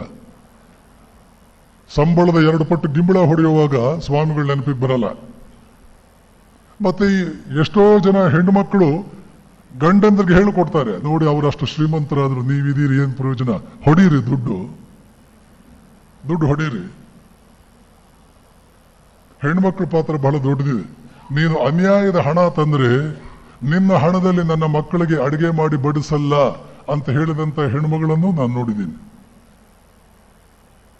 ನಿಮ್ಮ ತಂದೆ ತರೋ ಯಾವ ಪೈಸೆಯನ್ನು ನಾನು ಬಳಸಲ್ಲ, ಅವನ ಅನ್ಯಾಯದಿಂದ ಹಣ ತರ್ತಾನೆ, ನಿನಗೆ ಯೋಗ್ಯತೆ ಇದ್ರೆ ದುಡಿತಾ, ಇಲ್ಲ ಅಂದ್ರೆ ನಾನೇ ದುಡಿದು ನನ್ನ ಮಕ್ಕಳಿಗೆ ಅಕ್ಕಿ ಬೇಳೆ ಅದರಲ್ಲಿ ತಂದು ಅಡಿಗೆ ಮಾಡ್ತೀನಿ ಹೊರತು ನಿಮ್ಮ ಅಪ್ಪ ತರೋ ದುಡ್ಡದಲ್ಲಿ ಹಣ ತರಲ್ಲ ಅಂತ ಹೇಳಿದ ಹೆಣ್ಮಗಳನ್ನ ಬೇಕಾದ್ರೆ ನಿಮ್ಗೆ ತೋರಿಸ್ತೀನಿ ನಾನು. ಅವರ ಮಕ್ಕಳು ಅದ್ಭುತವಾಗಿದ್ದಾರೆ.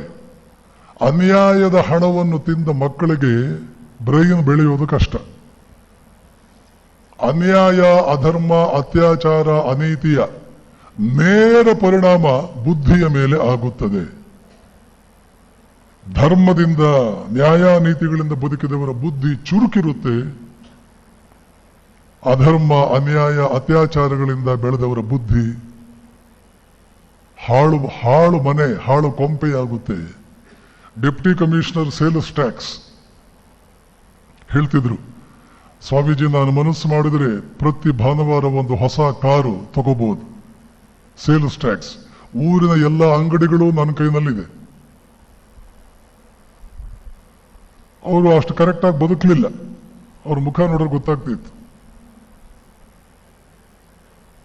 ಅವರ ಮಗ ದೊಡ್ಡ ಕಳ್ಳ ಆದ. ಅವರು ಬಂದು ಹೇಳೋರು, ನಾನು ದೇವರಲ್ಲಿ ಇಷ್ಟೇ ಪ್ರಾರ್ಥನೆ ಮಾಡಿಕೊಳ್ಳೋದು, ನನ್ನ ಮಗ ದೊಡ್ಡ ಕಳ್ಳ ಆಗಿದ್ದಾನೆ, ಅವನ ಫೋಟೋ ಒಂದಿನ ಪೇಪರ್ನಲ್ಲಿ ಬರುತ್ತೆ, ನನ್ನ ಮಗ ಅಂತ ನನ್ನ ಹೆಸರು ಬರೋದಿಲ್ಲ ಅಂದ್ರೆ ಸಾಕು, ಅಷ್ಟೇ ನಾನು ದೇವರಲ್ಲಿ ಕೇಳ್ಕೊಳ್ಳೋದು. Deputy commissioner sales tax. ಇವರೆಲ್ಲ ಓದಿದವರು, ಒಂದು ನಯಾ ಪೈಸೆ ಸಂಸ್ಕೃತಿ ನೀತಿ ಇಲ್ಲ ಇವರಿಗೆ, ಗಾಳಿಗೆ ತೂರಿದವರು.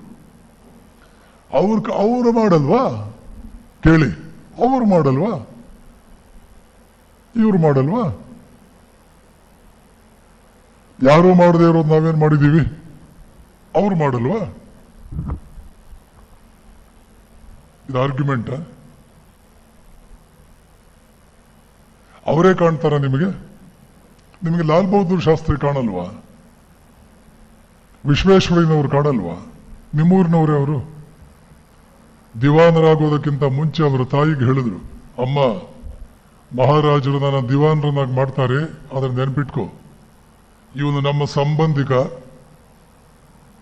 ಇವನು ನಮ್ಮ ಊರಿನವನು, ಇವನು ನಮ್ಮ ಜಾತಿಯವನು ಅಂತ ನೀನು ಯಾರದು ರೆಕಮೆಂಡೇಶನ್ ನನ್ನ ಹತ್ರ ತರಬಾರದು. ಅರ್ಹರಿಗೆ ಮಾತ್ರ ನಾನು ನೌಕರಿ ಇತ್ಯಾದಿಗಳನ್ನು ಕೊಡುವ ವ್ಯಕ್ತಿ. ಅದಕ್ಕೆ ನೀನು ಒಪ್ಪಿಕೊಂಡ್ರೆ ದಿವಾನ್ ಪದವಿ ತಗೊಳ್ತೀನಿ, ಇಲ್ಲ ಅಂದ್ರೆ ತಗೊಳ್ಳಲ್ಲ. ವಿಶ್ವೇಶ್ವರಯ್ಯನವ್ರ ತಾಯಿ ಒಪ್ಕೊಂಡ್ರು. ಇವತ್ತು ನಮ್ಮಲ್ಲಿ ಮಠಾಧಿಪತಿಗಳು ಹೋಗಿ ಬೆಂಗಳೂರಿನಲ್ಲಿ ಸ್ಟ್ರೈಕ್ ಮಾಡ್ತಾರೆ. ನಮ್ಮ ಮುಖ್ಯ ಲಂಚದಿಂದ ಬೇರೆ ಮುಖ್ಯಮಂತ್ರಿಗಳು ಯಾರು ತಿಂದೇ ಇಲ್ವಾ? ಇವ್ರು ಮಠಾಧಿಪತಿಗಳು, ಇವ್ರಿಗೆ ಕಾವಿ, ಇವ್ರಿಗೆ ಪಾದಪೂಜೆ. ಸಿದ್ದೇಶ್ವರ ಸ್ವಾಮಿಗಳು ಯಾಕೆ ಧ್ರುವ ನಕ್ಷತ್ರ ಅಂತ ನಾನು ಕರೆದೆ ಅಂದ್ರೆ, ನನ್ನ ಲೇಖನದಲ್ಲಿ ಸಿದ್ಧರ ಲೋಕದ ಧ್ರುವ ನಕ್ಷತ್ರ ಶ್ರೀ ಸಿದ್ದೇಶ್ವರ ಅಂತ ಯಾಕೆ ನಾನು ಬರೆದೆ ಅಂದ್ರೆ, ಇಂತಹ ಭೂಪುರನ್ನೆಲ್ಲ ನೋಡಿ ನೋಡಿ ಇಂತಹ ಸಾವಿರಾರು ಕಾಗೆಗಳ ನಡುವೆ ಅವರು ಹಂಸದಂತೆ ಕಂಡರು. ಇವೆಲ್ಲ ಕಾಗೆಗಳು. ಅರೆ, ನನ್ನ ಮಗನೇ ತಪ್ಪು ಮಾಡಿದರೂ ಕೂಡ ಅವನಿಗೆ ಪನಿಷ್ಮೆಂಟ್. ರಾಮ ಲಕ್ಷ್ಮಣನಿಗೆ ದೇಶದಿಂದ ಆಚೆಗೆ ಹಾಕಿದ. ರಾಮನ ವಂಶದಲ್ಲಿ ಹುಟ್ಟಿದ ಒಬ್ಬ ಮಗ ದುಷ್ಟನಿದ್ದುದಕ್ಕೆ ರಾಜ ಅವನನ್ನು ಗಲ್ಲಿಗೆ ಏರಿಸಿದ. ಹೆತ್ತ ತಂದೆ ಗಲ್ಲಿಗೇರಿಸಿದ. ಕೈಕೇಯಿಯನ್ನ ಭರತ ಕೊಲ್ಲುವುದಕ್ಕೆ ಹೋಗಿದ್ದ. ಎಷ್ಟು ಅನ್ಯಾಯ ಮಾಡ್ತಾ ಇದೀಯ ನೀನು, ಎಂಥ ದುರಾಚಾರಿ ನೀನು, ನ್ಯಾಯವಾಗಿ ಅವ್ರು ಸಿಗಬೇಕಾಗಿದ್ದ ಸಿಂಹಾಸನ ತಪ್ಪಿಸಿದೀಯ ಅಂತ ಕೊಂದು ಬಿಡ್ತೀನಿ ಅಂತ ಹೋಗಿದ್ದ. ವಸಿಷ್ಠ ತಡೆದ. ನಮ್ಮ ದೇಶದಲ್ಲಿ ಇಂಥ ಉದಾಹರಣೆಗಳಿವೆ, ಆದ್ರೆ ನಮ್ಗೆ ಸಂಬಂಧಪಡಲ್ಲ. ಅದು ನಮ್ದಲ್ಲ, ಅದು ನಮ್ದು ಯಾವುದು? ಯಾರೋ ಮಾಡದೇ ಇರೋರು ಇವರೇನ್ ಮಾಡಿದ್ದಾರೆ? ಅದೇ ಹೇಳದ್ನಲ್ಲ, ಸ್ವಲ್ಪ ನಾಚಿಕೆ ಪಟ್ಕೊಳ್ಳೋದು ಎಲ್ಲ ಕಲ್ತ್ಕೋಬೇಕು. ಮರೆತು ಬಿಟ್ಟಿದ್ದೀವಿ ನಾವು. ನಮ್ಮ ನಡೆ ನುಡಿಗಳ ಬಗ್ಗೆ ನಮ್ಗೆ ಸ್ವಲ್ಪ ನಾಚಿಕೆ ಆಗೋದು ಕಲ್ತ್ಕೋಬೇಕು. ಇವೆಲ್ಲಕ್ಕೂ ಕಾರಣ ಏನು? ನಮಗೆ ಮಕ್ಕಳನ್ನು ಬೆಳೆಸೋದು, ಮದುವೆ ಮಾಡಿಕೊಳ್ಳುವ ಏಕಮೇವ ಉದ್ದೇಶ ಒಂದು ರತ್ನವನ್ನ, ಪುತ್ರ ರತ್ನವನ್ನು, ಪುತ್ರಿಕಾ ರತ್ನವನ್ನು ಸಮಾಜಕ್ಕೆ ನಾನು ಕೊಡಬೇಕು. ಎಲ್ಲಿ ಬರ್ತಾ ಇದ್ದಾರೆ ರತ್ನಗಳು? ಪುತ್ರ ರತ್ನಗಳು ಎಲ್ಲಿದ್ದಾರೆ? ಪುತ್ರಿಕಾ ರತ್ನಗಳು ಎಲ್ಲಿದ್ದಾರೆ? ಅವರನ್ನು ಹೇಗೆ ರತ್ನಗಳನ್ನಾಗಿ ಮಾಡೋದು? ಈ ದೇಶದಲ್ಲಿ ನೆನಪಿಟ್ಕೊಳ್ಳಿ, 45 ವರ್ಷಗಳಿಂದ ನಾನು ವಿದ್ಯಾರ್ಥಿ ಸಮುದಾಯದ ಸಂಪರ್ಕದಲ್ಲಿದ್ದೇನೆ. 1980 43 ವರ್ಷಗಳಿಂದ ವಿದ್ಯಾರ್ಥಿ ಸಮುದಾಯದ ಸಂಪರ್ಕದಲ್ಲಿದ್ದೇನೆ. ಈ ದೇಶದಲ್ಲಿ ಒಂದೇ ಒಂದು ಕೆಟ್ಟ ಮಗು ಹುಟ್ಟುವುದಿಲ್ಲ. ಈ ದೇಶದಲ್ಲಿ ಒಂದೇ ಒಂದು ದಡ್ಡ ಮಗು ಹುಟ್ಟುವುದಿಲ್ಲ. ತಂದೆ ತಾಯಿಯಂದಿರು ನಮ್ಮ ಮಕ್ಕಳನ್ನ ಕೆಟ್ಟವರನ್ನಾಗಿ ಮಾಡಬೇಕು, ದಡ್ಡರನ್ನಾಗಿ ಮಾಡಬೇಕು ಅಂತ ಪ್ರತಿಜ್ಞೆ ಮಾಡಿದ್ದಾರೆ. ಮಾನ್ಯರು ಹೇಳಿದ್ರು, ಮೊಟ್ಟ ಮೊದಲ ಶತ್ರು ಇವತ್ತು ನಮ್ಮ ದೇಶದಲ್ಲಿ ಮಕ್ಕಳಿಗೆ ಇಂಗ್ಲಿಷ್ ಮೀಡಿಯಂ. ಯಾವ ತಂದೆ, ನಿಮ್ಗೆ ಯಾರು ಗೊತ್ತಾ ಮಕ್ಕಳನ್ನ ಇಂಗ್ಲಿಷ್ ಮೀಡಿಯಂ ಹಾಕೋದು? ನಿಮ್ಮ ಸ್ವಾರ್ಥಕ್ಕೆ. ಮಕ್ಕಳು ಸಾಯ್ಲಿ, ನಮ್ಮ ಸ್ವಾರ್ಥ ಈಡೇರಿಸಿದ್ರೆ ಸಾಕು. ಯಾಕೆ?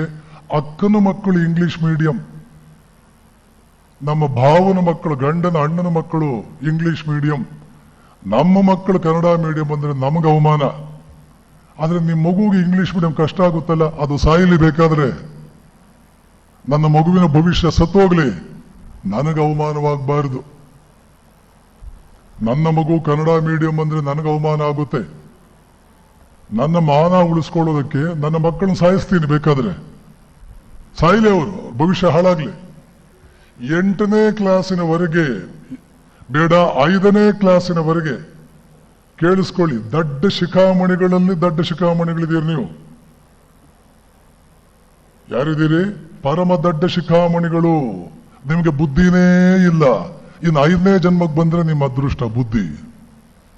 ಹಣ ಗಳಿಸುವುದು ಮಾತ್ರಕ್ಕೆ ಸಾಧನೆ ಅಂತ ಅನ್ಕೋಬೇಡಿ. ಕೋತಿಯನ್ನು ಆಟ ಆಡಿಸೋನು ಹಣ ಮಾಡ್ತಾನೆ, ಹಾವು ಇಟ್ಕೊಂಡು ಓಡಾಡುವನು ಹಣ ಮಾಡ್ತಾನೆ, ಕರಡಿ ಇಟ್ಕೊಂಡು ಓಡಾಡುವನು ಇನ್ನೂ ಜಾಸ್ತಿ ಹಣ ಮಾಡ್ತಾನೆ. ಹಣ ಗಳಿಕೆ ಮನುಷ್ಯನ ಸಾಧನೆಗಳಲ್ಲಿ ಅತ್ಯಂತ ಕೆಳಮಟ್ಟದ್ದು. ಅತ್ಯಂತ ಲಾಸ್ಟ್ ಮಟ್ಟದ ಜನ ಖುಷಿ ಪಡುವಂತಹದ್ದು ಹಣ ಗಳಿಕೆ.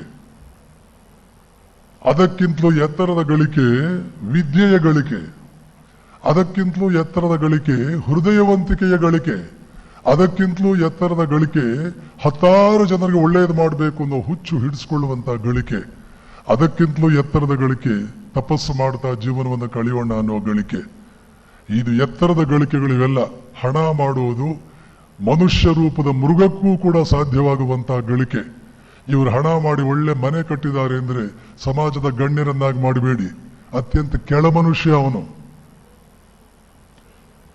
ಆದ್ದರಿಂದ ಅರ್ಥ ಮಾಡಿಕೊಳ್ಳಿ, 5ನೇ ಕ್ಲಾಸ್ವರೆಗೆ ಮಕ್ಕಳಿಗೆ ಕೂಡೋದು, ಕಳೆಯೋದು, ಗುಣಾಕಾರ, ಭಾಗಾಕಾರ, ಕನ್ನಡ ಓದೋದು, ಬರೆಯೋದು, ಇಂಗ್ಲಿಷ್ ಓದೋದು, ಬರೋದು ಬಂದ್ರೆ ಸಾಕು.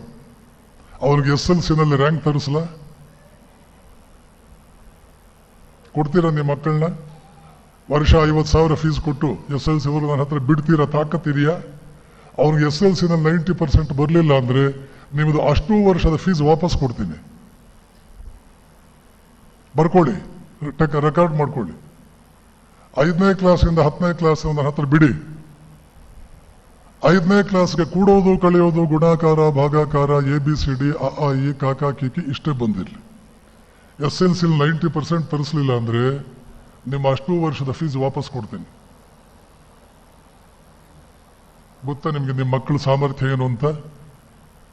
ತಂದೆ ತಾಯಂದರಿಗೆ ಮಕ್ಕಳ ಪ್ರಾಬ್ಲಮ್ ಇಲ್ಲ ಗೊತ್ತು. CBSE ಅದಂತೂ ಪರಮರಾಕ್ಷಸ, ಪರಮರಾಕ್ಷಸ. ನಾನೇನಾದರೂ ಮುಂದಿನ ಜನ್ಮದಲ್ಲಿ ಎಜುಕೇಷನ್ಗೆ ಹೋದ್ರೆ 3ನೇ ಕ್ಲಾಸ್ ಅಷ್ಟೇ ಓದೋದು, ಅದರ ಮೇಲೆ ಓದೋದೇ ಇಲ್ಲ, ಅವಶ್ಯಕವೇ ಇಲ್ಲ. ಓದಬೇಕಾದ ಪುಸ್ತಕಗಳೇ ಬೇರೆ, ಬೆಳಗ್ಗೆ 10ರಿಂದ 5 ಗಂಟೆಗೆ ಓದಬೇಕಾದ ಬುಕ್ಸೇ ಬೇರೆ, ಈಗ ಓದ್ತಾ ಇರೋದೇ ಬೇರೆ. ಇದು ಓದೋದ್ರಿಂದ ಮನುಷ್ಯ ಹಾಳಾಗ್ತಾನೆ. ಈಗ ಏನೇನು ಪುಸ್ತಕಗಳನ್ನ ಓದಿಸ್ತಾ ಇದ್ದೀರಿ, ಇದನ್ನು ಓದುವುದರಿಂದ ಹುಡುಗ ಹಾಳಾಗ್ತಾನೆ. ನನ್ನ ಎಕ್ಸ್ಪೆರಿಮೆಂಟು, ಎಷ್ಟು ಎಕ್ಸ್ಪೆರಿಮೆಂಟ್ ಮಾಡಿದ್ದೀನಿ ನಿಮ್ ಕಲ್ಪನೆ ಇಲ್ಲ. ನಾನು ಮಾಡಿರೋ ಎಕ್ಸ್ಪೆರಿಮೆಂಟ್ ಅಲ್ಲಿ ಯಾರೂ ಮಾಡಿಲ್ಲ ಎಜುಕೇಶನ್ ಫೀಲ್ಡ್ ಅಲ್ಲಿ. 9ನೇ ಕ್ಲಾಸ್ ವರೆಗೂ ಕನ್ನಡ ಮೀಡಿಯಂನಲ್ಲಿ ಓದಿಸಿ, 10ನೇ ಕ್ಲಾಸ್ನಲ್ಲಿ ಇಂಗ್ಲಿಷ್ ಮೀಡಿಯಂ ಓದಿಸಿ 94% ತಗೊಂಡು 2 ಸಬ್ಜೆಕ್ಟ್ ಅಲ್ಲಿ 100 ತಗೊಂಡಿರೋ ಮಗು ಇವತ್ತು BVB ಕಾಲೇಜಲ್ಲಿದೆ. ದಿವ್ಯಾ ಅಂತ ಅವಳ ಹೆಸರು, ಅವಳ ಫೋನ್ ನಂಬರ್ ಕೊಡ್ತೀನಿ, ಮಾತಾಡಿ. 9ನೇ ಕ್ಲಾಸ್ ವರೆಗೂ ಕನ್ನಡ ಮೀಡಿಯಂ. ಈಗ BVB ಕಾಲೇಜಲ್ಲಿ model student, life long English medium ಅಲ್ಲಿ ಓದಿರೋರು ಇವಳು ಮುಂದೆ ಇಂಗು ತಿಂದ ಮಂಗನಂತೆ ಬದುಕ್ತಾ ಇದ್ದಾರೆ. ನಿಮಗೇನು ಗೊತ್ತು ಎಜುಕೇಶನ್ ಅಂದ್ರೆ ಏನು ಅಂತ ಗೊತ್ತಾ? ನಿಮಗೆ ಬ್ರೈನ್ ಪವರ್ ಅಂದ್ರೆ ಏನು ಅಂತ ಗೊತ್ತಾ? ಮಕ್ಕಳ ಬ್ರೈನ್ ಚುರುಕು ಮಾಡೋದಕ್ಕೆ ಟೆಕ್ನಿಕ್ಸ್ ಇದೆ, ಅದೇನಾದ್ರೂ ಗೊತ್ತಾ? ಗೊತ್ತಿಲ್ಲ ನಿಮಗೆ. 9,998 ಇಂಟು 9,998 10-12 ಸೆಕೆಂಡುಗಳಲ್ಲಿ ಪೆನ್ನು ಪೇಪರ್ ಇಲ್ಲದೆ ಬಾಯಿನಲ್ಲಿ ಹುಡುಗನ ಕೈನಲ್ಲಿ ಆನ್ಸರ್ ಹೇಳಿಸ್ಲ? ಚಾಲೆಂಜ್ ತಗೊಳ್ತೀರಾ? ಕಳ್ಸ ಹುಡುಗರನ್ನ 10 ಸೆಕೆಂಡ್ ಅಲ್ಲಿ ಬಾಯಿನಲ್ಲಿ ಹೇಳಬೇಕು. ಶಿಕ್ಷಕರು ದಯವಿಟ್ಟು ಕೇಳಿಸ್ಕೊಳ್ಳಿ, ಬೇಕಾದಷ್ಟು ಸಂಬಳ. ನಿಮ್ಮ ಕೆಲಸ ಏನು ಗೊತ್ತಾ? ಯಾವ ದಡ್ಡ ಮಗುವು ಬುದ್ಧಿವಂತನನ್ನಾಗಿ ಮಾಡ್ಬೇಕು. ನಾನು ಏನ್ ಮಾಡ್ಲಿ? ಸಿಲೆಬಸ್ ಅನ್ನ ಪಕ್ಕಕ್ಕೆ ಇಡಿ. ಸಿಲೆಬಸ್ ಅಷ್ಟು ಇಡೋ, ಯಾಕೆ ಸಿಲೆಬಸ್ ಇಡ್ತಾರೆ ಅಂದ್ರೆ ನೀವು ವೃಥಾ ಕಾಲಹರಣ ಮಾಡ್ತೀರಿ, ಒಂದು ಸ್ವಲ್ಪ ಮಕ್ಕಳಿಗೆ ಏನಾದ್ರು ಹೇಳಿ ಅಂತ ಇಡ್ತಾರೆ. ಆದ್ರೆ ಚೆನ್ನಾಗಿ ನೆನಪಿಟ್ಕೊಳ್ಳಿ, ಮಕ್ಕಳಿಗೆ ಸಿಲೆಬಸ್ ಮುಗಿಸೋದು ಮುಖ್ಯ ಅಲ್ಲ, ಸಬ್ಜೆಕ್ಟಿನಲ್ಲಿ ಇನ್ನಿಲ್ಲದ ಕುತೂಹಲ ಮೂಡಿಸುವುದು. ಆಟದ ಟೈಮ್ನಲ್ಲೂ ಒಂದು ಪುಸ್ತಕ ಹಿಡ್ಕೊಂಡು ಓದ್ತಾ ಇರಬೇಕು, ಸಬ್ಜೆಕ್ಟ್ ಹುಚ್ಚು ಹಿಡಿದಿರ್ಬೇಕು. ಅದಕ್ಕೆ ನೀವು ಪುಸ್ತಕ ಹಿಡಿದು ಎಳೆದು ಆಡ್ಕೋ ಹೋಗೋ.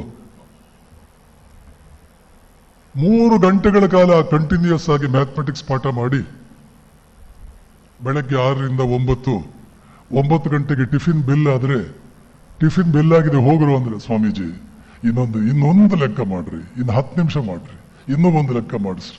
3 ಗಂಟೆ ಮಾಡಿದ್ದಾರೆ ಮ್ಯಾಥಮೆಟಿಕ್ಸ್. ಹೋಗ್ರು ಅಂದ್ರೆ ಹೋಗಲ್ಲ ಕ್ಲಾಸ್ ಬಿಟ್ಟು. ಹೀಗೆಲ್ಲ ಮಾಡೋಕ್ಕಾಗಲ್ಲ ಅಂತ ಹೇಳಿದ್ರೆ ನೀವು. ಇಂಡಿಯನ್ ಬಾಯ್ಸ್, ಬಿಜಾಪುರದ ಹುಡುಗರು, ಗೋಕಾಕ್ ಹುಡುಗರು, ಹೊಸಪೇಟೆ ಹುಡುಗರು, ಹೇಗಾಗುತ್ತೆ ಇದು? ಪ್ಯಾಷನ್ ಬೇಕು, ನಿಮ್ಮ ವೃತ್ತಿಯ ಬಗ್ಗೆ ನಿಮಗೆ ಅಟ್ಯಾಚ್ಮೆಂಟ್ ಬೇಕು, ಗೌರವ ಬೇಕು, ಪ್ರೀತಿ ಬೇಕು. ಶಿಕ್ಷಕನಾಗೋದು, ಸಿದ್ದಪ್ಪನವರು ಅಂತ ಒಬ್ರು ಮೇಷ್ಟ್ರು ಇದ್ರು, ಸಿದ್ದಯ್ಯ ಅಥವಾ ಸಿದ್ದಪ್ಪ. ಬೆಳಗೆರೆ ಕೃಷ್ಣಶಾಸ್ತ್ರಿಗಳು ಮರೆಯಲಾರದವರು ಅನ್ನೋ ಪುಸ್ತಕ ಬರೆದಿದ್ದಾರೆ. ಅದರಲ್ಲಿ ಅವರು ಸ್ಕೂಲ್ ಟೀಚರ್ ಇದ್ರು, ಅವರ ಹೆಡ್ ಮಾಸ್ಟ್ರು ಸಿದ್ದಪ್ಪನವರದು, ಸಿದ್ದಯ್ಯನವರು. ಆ ಸಿದ್ದಪ್ಪನವರು ಹೆಡ್ ಮಾಸ್ಟ್ರು ತಮ್ಮ ಕುರ್ಚಿ ಹಿಂದ್ಗಡೆ ಒಂದು ವಾಕ್ಯ ಬರ್ಕೊಂಡಿರ್ತಾರೆ. ಏನ್ ಬರ್ಕೊಂಡಿರ್ತಾರೆ ಅಂದ್ರೆ, 10 ಜನ್ಮಗಳಲ್ಲಿ ಪುಣ್ಯ ಮಾಡಿದ್ರೆ ಮಾತ್ರ ಒಬ್ಬ ಮನುಷ್ಯ ಈ ಜನ್ಮದಲ್ಲಿ ಶಿಕ್ಷಕನಾಗ್ತಾನೆ.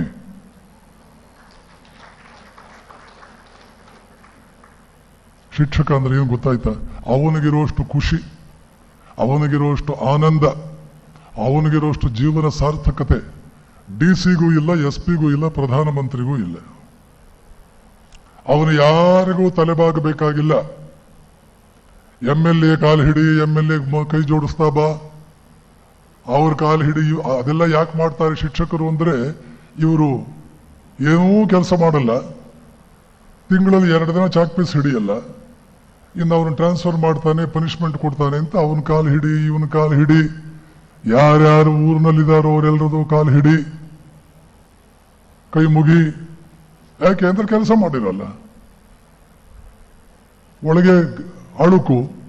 ಪ್ರಾಮಾಣಿಕವಾಗಿ ಕೆಲಸ ಮಾಡಿದ ಶಿಕ್ಷಕ ಯಾವ ಆಫೀಸರ್ನು ಕ್ಲಾಸ್ ರೂಮ್ ಟೈಮ್ನಲ್ಲಿ ಒಳಗಡೆ ಬಿಟ್ಕೊಳ್ಳಲ್ಲ.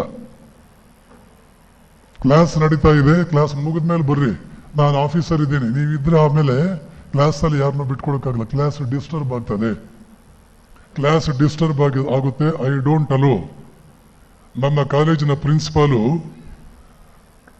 3-4 ಸಲ DC ಬಂದು ಕ್ಲಾಸ್ ಅವರ್ಸ್ ಅಲ್ಲಿ ಕ್ಲಾಸ್ ಒಳಗಡೆ ಒಂದು ಕ್ಲಾಸ್ಗೂ ಕೂಡ ಒಳಗಡೆ ಬಿಡಲಿಲ್ಲ ನನ್ನ principal. Classes are going on. I can't take you around the classrooms. Please come with some prior notice so that I can arrange for that. Now I cannot ask my colleagues to reshuffle their classes and pave the way for your visits. Avaga DC helda, this is not the way to talk with, this is not the way of talking with district collector. This is not the way. ಅವಾಗ ನಮ್ಮ principal ಹೇಳಿದ್ರು, this is also not the way of coming over here to pay a visit to some educational institution. This is not the way. ಹೋದ ಆಫೀಸರ್ನ ಹೆಸರು ಕೂಡ ಗೊತ್ತಿದೆ ನನಗೆ. Principal, head master ಹುಲಿಗಳಿದ್ದಂಗೆ ಇರ್ತಾರೆ, ಯಾರ ಹಂಗೂ ಇರಲ್ಲ ಅವ್ರಿಗೆ. ಯಾಕೆ? ಯಾರಿಗೆ ತಲೆ ಬಗ್ಗೋದಿದೆ, ಏನ್ ಮಾಡ್ತಾರೆ?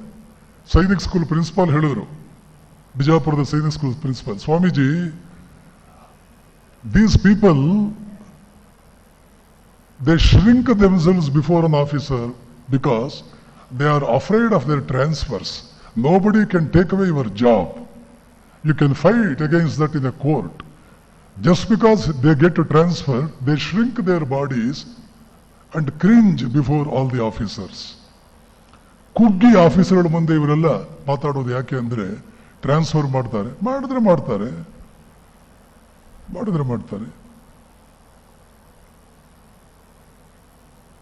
ಶಿಕ್ಷಕ ಕಲ್ಲು ಬಂಡೆಯನ್ನು ಕೂಡ ಅತ್ಯಂತ ಬುದ್ಧಿವಂತನಾದ ಮನುಷ್ಯನಾಗಿ ಮಾಡಬಲ್ಲ. ಯಾವಾಗ ಮಗುವಿನ ಕಾನ್ಫಿಡೆನ್ಸ್ ಲೆವೆಲ್ ಅನ್ನು ಜಾಸ್ತಿ ಮಾಡುವುದರಿಂದ, ಅವನ ಕುತೂಹಲವನ್ನು ಜಾಸ್ತಿ ಮಾಡುವುದರಿಂದ. ಯಾವ ಮನೆಯಲ್ಲಿ ತಂದೆಯಾದವನ ಮಕ್ಕಳಿಗೆ ಬೆಂಗಳೂರಿಗೆ ಹೋಗ್ತಾ ಇದ್ದೀನಿ ಏನ್ ತರ್ಲೋ, ತಂದೆ ತಾಯಂದಿರು ನಿಮ್ಮ ಮಕ್ಕಳಿಗೆ ಟೆಸ್ಟ್ ಮಾಡ್ಬೇಕಾದ್ರೆ ಹೇಳಿ, ಬೆಂಗಳೂರಿಗೆ ಹೋಗ್ತಾ ಇದ್ದೀನಿ ಏನ್ ತರ್ಲಿ. ಮಕ್ಕಳು ಒಂದು ಪುಸ್ತಕದ ಹೆಸರು ಹೇಳಿದ್ರೆ ಅವರ ಟೀಚರ್ಸ್ ಕರೆಕ್ಟ್ ಆಗಿದ್ದಾರೆ ಅಂತ ಅರ್ಥ. ಒಂದು ಸ್ಕೂಲಿನ ಸ್ಟ್ಯಾಂಡರ್ಡ್ ಹೇಗಿದೆ ಅಂತ ತಿಳ್ಕೊಳ್ಳೋಕೆ ಮಕ್ಕಳು ಮುಂದೆ ಕೇಳಿ, ಮುಂಬೈ ಹೊರಟಿದ್ದೀನಿ, ಹೈದರಾಬಾದ್ ಹೊರಟಿದ್ದೀನಿ ಏನ್ ತರ್ಲಿ, ನನಗೆ ಮೊಬೈಲ್ ತಗೊಂಡ್ ಬಾ, ಪ್ಯಾಂಟ್ ತಗೊಂಡ್ ಬಾ, ಶರ್ಟ್ ತಗೊಂಡ್ ಬಾ ಅಂದ್ರೆ ಅದು ಬೇರೆ. ಒಂದು ಪುಸ್ತಕದ ಹೆಸರು ಹೇಳೋದನ್ನ ತಗೊಂಡ್ ಬಾ ಅಂದ್ರೆ ಆ ಸ್ಕೂಲ್ ಚೆನ್ನಾಗಿ ನಡೀತಾ ಇದೆ. ಮನೆಯಲ್ಲೇ ಒಂದು ಲೈಬ್ರರಿ ಇರಬೇಕು. ನಾನು ಹೇಳ್ತಾ ಇರ್ತೀನಿ, ತಾಯಿಯಾದವಳು ಹೊರಗಡೆ ಕೆಲಸ ಮಾಡುವುದನ್ನು ನಿಲ್ಲಿಸಬೇಕು. ಇಲ್ಲ, ತಾಯಿಗಿರೋದು ಒಂದು ಕೆಲಸ ಏನು, ಒಂದು 100 ಪುಸ್ತಕ ಓದೋದು. ಬೇಕಾದ್ರೆ ಕೆಲಸ ಮಾಡಿ ಹೊರಗಡೆ, ಆದ್ರೆ ಒಂದು 100 ಪುಸ್ತಕ ಓದಿರ್ಬೇಕು. ರಾತ್ರಿ ಹೊತ್ತಾದ್ರೂ ಎಲ್ಲ ಒಟ್ಟಿಗೆ ಊಟ ಮಾಡಬೇಕು.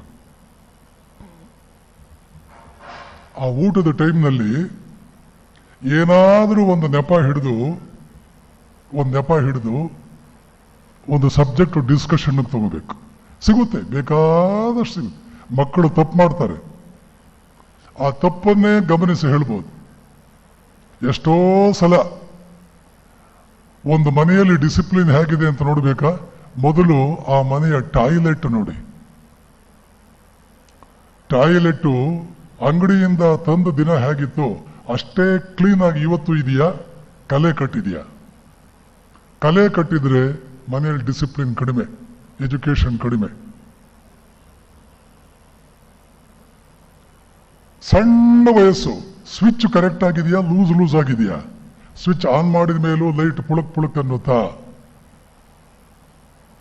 ಒಂದು ರೂಮಿಂದ ಆಚೆಗೆ ಬರುವಾಗ ಸ್ವಿಚ್ ಆಫ್ ಮಾಡಿಯೇ ಬರ್ತಾರಾ? ಚಿಲಕ ಕರೆಕ್ಟ್ ಆಗಿದೆಯಾ? ಕಸ ಹೊಡೆದ ಮೇಲೆ ಮೂಲೆಗಿಡ್ತಾರಾ, ಹೊರಗಡೆ ಹಾಕ್ತಾರಾ? ಓಡಾಡುವಾಗ ಪೇಪರ್ ಬಿದ್ದಿದ್ರೆ ಅದನ್ನು ತೆಗೆದು ಕಸದ ಬುಟ್ಟಿಲಿ ಹಾಕ್ತಾರಾ, ಹಾಗೆ ನೋಡ್ಕೊಂಡೆ ಹಾಗೆ ಹೋಗ್ತಾರಾ? ಚಪಾತಿ, ಸರ್ಕ್ಯುಲರ್ ಚಪಾತಿಯನ್ನು ಅರ್ಧ ಮಾಡಿ ತಟ್ಟೆಯಲ್ಲಿ ಬಡಿಸ್ತಾರಲ್ಲ, ಅವ್ರು ಬಡಿಸೋ ಮೆಥಡ್ ನೋಡಿ ಹೇಳ್ತೇನೆ, ಈ ಮನೆಯಲ್ಲಿ ಬುದ್ಧಿವಂತರಿದಾರ, ದಡ್ರಿದಾರ? ಚಪಾತಿ ಬಡಿಸೋದಕ್ಕೆ ಒಂದು ಮೆಥಡ್ ಇದೆ, ಕಸ ಹೊಡಿಬೇಕಾದ್ರೆ ಯಾವ ದಿಕ್ಕಿಂದ ಯಾವ ದಿಕ್ಕಿಗೆ ಹೊಡಿತಾರೆ ಅಬ್ಸರ್ವ್ ಮಾಡಿ ಹೇಳ್ಬೋದು. ಈ ಮನೆಯಲ್ಲಿ ಎಂಥವರಿದ್ದಾರೆ. ವಿವೇಕಾನಂದರು ಹೇಳ್ತಾ ಇದ್ದಾರೆ, ಒಬ್ಬ ಮನುಷ್ಯನ ಯೋಗ್ಯತೆಯನ್ನ ಅವನು ಅತ್ಯಂತ ಸಣ್ಣ ಕೆಲಸಗಳನ್ನು ಹೇಗೆ ಮಾಡ್ತಾನೆ ಅನ್ನೋದನ್ನು ನೋಡಿ ನಿರ್ಧರಿಸು. ದೊಡ್ಡ ದೊಡ್ಡ speech, Shakespeare, Milton, integral calculus, Adams economic theory, ಇದೆಲ್ಲ ಹೇಳೋದು ಬಹಳ ಸುಲಭ. ಸಣ್ಣ ಸಣ್ಣ ಕೆಲಸಗಳಿಗೆ ನೀನು ಎಷ್ಟು ಅಟೆನ್ಷನ್ ಕೊಡ್ತೀಯಾ ಅದನ್ನು ನೋಡಿ ನಿನ್ನ ಬುದ್ಧಿ ಎಷ್ಟು ಚುರುಕಿದೆ. ಸಣ್ಣ ಸಣ್ಣ ಕೆಲಸಗಳಿಗೆ ಎಷ್ಟು ಅಟೆನ್ಷನ್ ಕೊಡ್ತೀಯಾ. ಜೊತೆಗೇನೆ ಬುದ್ಧಿವಂತರಾದವರು ಪ್ರತಿನಿತ್ಯ ಒಂದು ಹೊಸ ಮೆಥಡ್ ಕಂಡು ಹಿಡಿತಾರೆ. ಯಾವುದೇ ಕೆಲಸದಲ್ಲಿ ಹೊಸ ಮೆಥಡ್ ಕಂಡು ಹಿಡಿತಾರೆ, ಹೊಸ ರೀತಿಯಲ್ಲಿ ಮಾಡ್ತಾರೆ. ಲೈಫ್ ಬೋರ್ ಆಗದಂತೆ ನೋಡ್ಕೊಳ್ತಾರೆ. ಪ್ರತಿನಿತ್ಯ ಪ್ರತಿ ಭಾನುವಾರ ಮನೆಯಲ್ಲಿ ಏನೋ ಒಂದು ಹೊಸತೊಂದು ನಡೆದು ಏನೋ ಒಂದು ಚಮತ್ಕಾರ ನಡೆಯುವ ರೀತಿಯಲ್ಲಿ ಒಂದು ಲೈವ್ಲಿ ವಾತಾವರಣ ನಿರ್ಮಾಣ ಮಾಡ್ತಾರೆ. ಫ್ರೆಂಡ್ಸ್ನೆಲ್ಲ ಕರೆದು ಅದ್ಭುತವಾದ ಒಂದು ಡಿಸ್ಕಷನ್ ಇಟ್ಕೊಳ್ತಾರೆ. ಶ್ರೀಮಂತರು ತಮ್ಮ ಹಣವನ್ನ ಸಂಸ್ಕೃತಿಯಾಗಿ, ಜ್ಞಾನವನ್ನಾಗಿ, ವಿವೇಕವನ್ನಾಗಿ ಪರಿವರ್ತಿಸಿಕೊಳ್ಳಬೇಕು. ಸಂಗೀತಗಾರರನ್ನು ಕರೆದು ಮನೆಯಲ್ಲಿ ಸಂಗೀತ ಹೇಳಿಸಿ ಮಕ್ಕಳಿಗೆಲ್ಲ ಸಂಗೀತದಲ್ಲಿ ಆಸಕ್ತಿ ಬರುವ ಹಾಗೆ ಮಾಡಬೇಕು. ಫ್ರೀ ಟೈಮ್ ಕಳೆಯೋದಕ್ಕೆ ಅದ್ಭುತವಾದಂಥ ಮಾಧ್ಯಮ ಅದು. ಫ್ರೀ ಟೈಮ್ ನಿಮ್ಮ ಪರಮ ಶತ್ರು. 99% ಮಕ್ಕಳ ಲೈಫ್ ಹಾಳಾಗೋದು ಅವರ ಫ್ರೀ ಟೈಮ್ ಕರೆಕ್ಟ್ ಆಗಿ ಹ್ಯಾಂಡಲ್ ಮಾಡೋಕೆ ಅವ್ರಿಗೆ ಗೊತ್ತಿಲ್ಲದೆ ಇರೋದ್ರಿಂದ. ಮೊಬೈಲ್ ನೋಡೋದು ಯಾವಾಗ? ಸುಮ್ಮನೆ ಮಾತಾಡ್ತಾ ಫ್ರೆಂಡ್ ಜೊತೆ ರಾತ್ರಿ 2 ಗಂಟೆವರೆಗೆ ಕೂತ್ಕೊಳ್ಳೋದು ಯಾವಾಗ? Free time. ಮೊಬೈಲ್ ನೋಡೋದು ಯಾವಾಗ? Free time. ಎಲ್ಲೋ ಒಂದ್ ಕಡೆ ಸ್ಕೂಟರ್ನಲ್ಲಿ ಕೂತ್ಕೊಂಡು ಯಾರ ಜೊತೆನೋ ಹೋಗ್ಬಿಡೋದು ಯಾವಾಗ? Free time. ಹಾಳಾಗುವುದಕ್ಕೆ 108 ಉಪಾಯಗಳನ್ನು ಹುಡುಕಿದ್ದು, ಅವುಗಳನ್ನು ಈಡೇರಿಸಿದ್ದು, ಕಾರ್ಯರೂಪಕ್ಕೆ ಇಳಿಸಿದ್ದು ಯಾವಾಗ? Free time. ಫ್ರೀ ಟೈಮ್ ಹ್ಯಾಕ್ ಕಳಿಬೇಕು? ಸಂಗೀತಗಾರರು ಸಂಗೀತ ಹಾಡಿ ಮಕ್ಕಳನ್ನ ಸಂಗೀತಕ್ಕೆ ಹಾಕಿ ಫ್ರೀ ಟೈಮ್ ಸಿಕ್ಕಿದ್ರೆ ಅವರು ಸಂಗೀತ ಹಾಡಬೇಕು. ದೊಡ್ಡ ದೊಡ್ಡ ವಿದ್ವಾಂಸರನ್ನು ಕರೆಸಿ ಒಂದು 3-4 ಜನರನ್ನ ತಿಂಡಿ ಮಾಡುವಾಗ ಬೇರೆ ಟೈಮ್ನಲ್ಲಿ ಕರೆಂಟ್ ಟಾಪಿಕ್ ಒಂದು ತೆಗೆದು ಅವರೆಲ್ಲ ಏನ್ ಚರ್ಚೆ ಮಾಡ್ತಾರೆ ಅದನ್ನೆಲ್ಲ ಮನೆಯಲ್ಲಿರೋರೆಲ್ಲ ಅದನ್ನು ಗಮನಿಸೋ ಹಂಗೆ ನೋಡ್ಕೋಬೇಕು.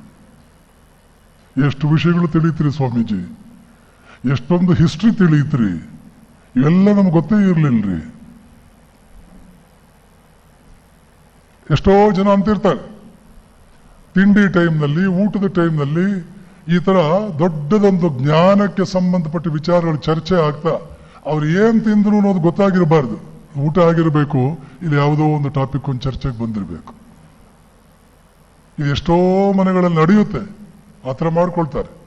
ಆವಾಗ ಮಕ್ಕಳಿಗೆ ಸೈನ್ಸ್ ಬಗ್ಗೆ, ಇತಿಹಾಸದ ಬಗ್ಗೆ, ಸಾಹಿತ್ಯದ ಬಗ್ಗೆ, ದೇಶದ ಪರಂಪರೆಯ ಬಗ್ಗೆ, ಬೇರೆ ಬೇರೆ ದೇಶಗಳ ನಡೆದು ಬಂದ ದಾರಿಯ ಬಗ್ಗೆ ಎಲ್ಲ ಕುತೂಹಲ ಮೂಡುತ್ತೆ. ಪ್ರತಿಯೊಂದೂ ಗೊತ್ತಿರಬೇಕು ಮಕ್ಕಳಿಗೆ. ಈ ವಿಷಯ ಗೊತ್ತಿಲ್ಲ ಅಂತಲ್ಲ, ಆದ್ರೆ ಯಾವುದೋ ಒಂದರಲ್ಲಿ ಢಾಳವಾಗಿ ಗೊತ್ತಿರಬೇಕು. ಬೇರೆ ವಿಷಯಗಳು ಎಲ್ಲ ಯಾಕೆಂದ್ರೆ ಯಾವ ಒಂದು ವಿಷಯವನ್ನು ಆಳವಾಗಿ ತಿಳಿಬೇಕೆಂದ್ರೆ ಬೇರೆ ವಿಷಯಗಳು ಎಷ್ಟೋ ಗೊತ್ತಿರಬೇಕು. ಉಪನಿಷತ್ತುಗಳು ಗೊತ್ತಿಲ್ಲದೆ you can never become a perfect teacher in physics, even in mathematics. Science ಮತ್ತು ಮ್ಯಾಥಮೆಟಿಕ್ಸ್ ನಲ್ಲಿ ಪರ್ಫೆಕ್ಟ್, ಎಕನಾಮಿಕ್ಸ್, ಸೋಷಿಯಾಲಜಿ, ವೇದಾಂತವನ್ನು ತಿಳಿಯದೆ, ಫಿಲಾಸಫಿಯನ್ನು ತಿಳಿಯದೆ ಯಾವ ಸಬ್ಜೆಕ್ಟ್ ಅಲ್ಲೂ ನೀವು ಪರ್ಫೆಕ್ಟ್ ಆಗಲಾರ್ರಿ. ಮನೆ ವಾತಾವರಣ ಹೀಗಿರ್ಬೇಕು.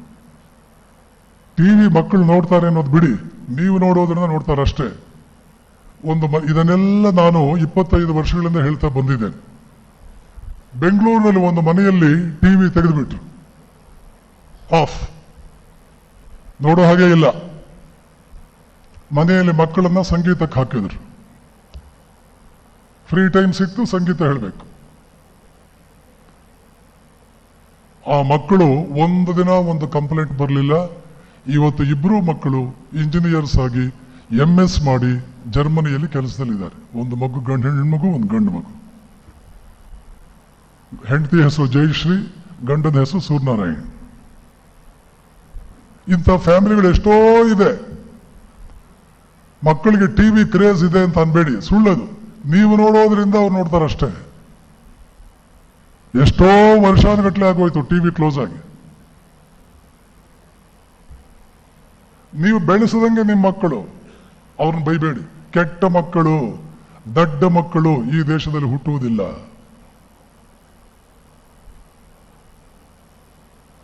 ಮಗುವಿನ ಮುಂದೆ ಮಾರ್ಕ್ಸ್ ನೋಡಿ ಅದನ್ನು ಬೈತಾ ಕೂಡಬೇಡಿ. ಮಾರ್ಕ್ಸ್ ಕಾರ್ಡ್ ಏನೂ ಪ್ರಯೋಜನಕ್ಕೆ ಬರಲ್ಲ.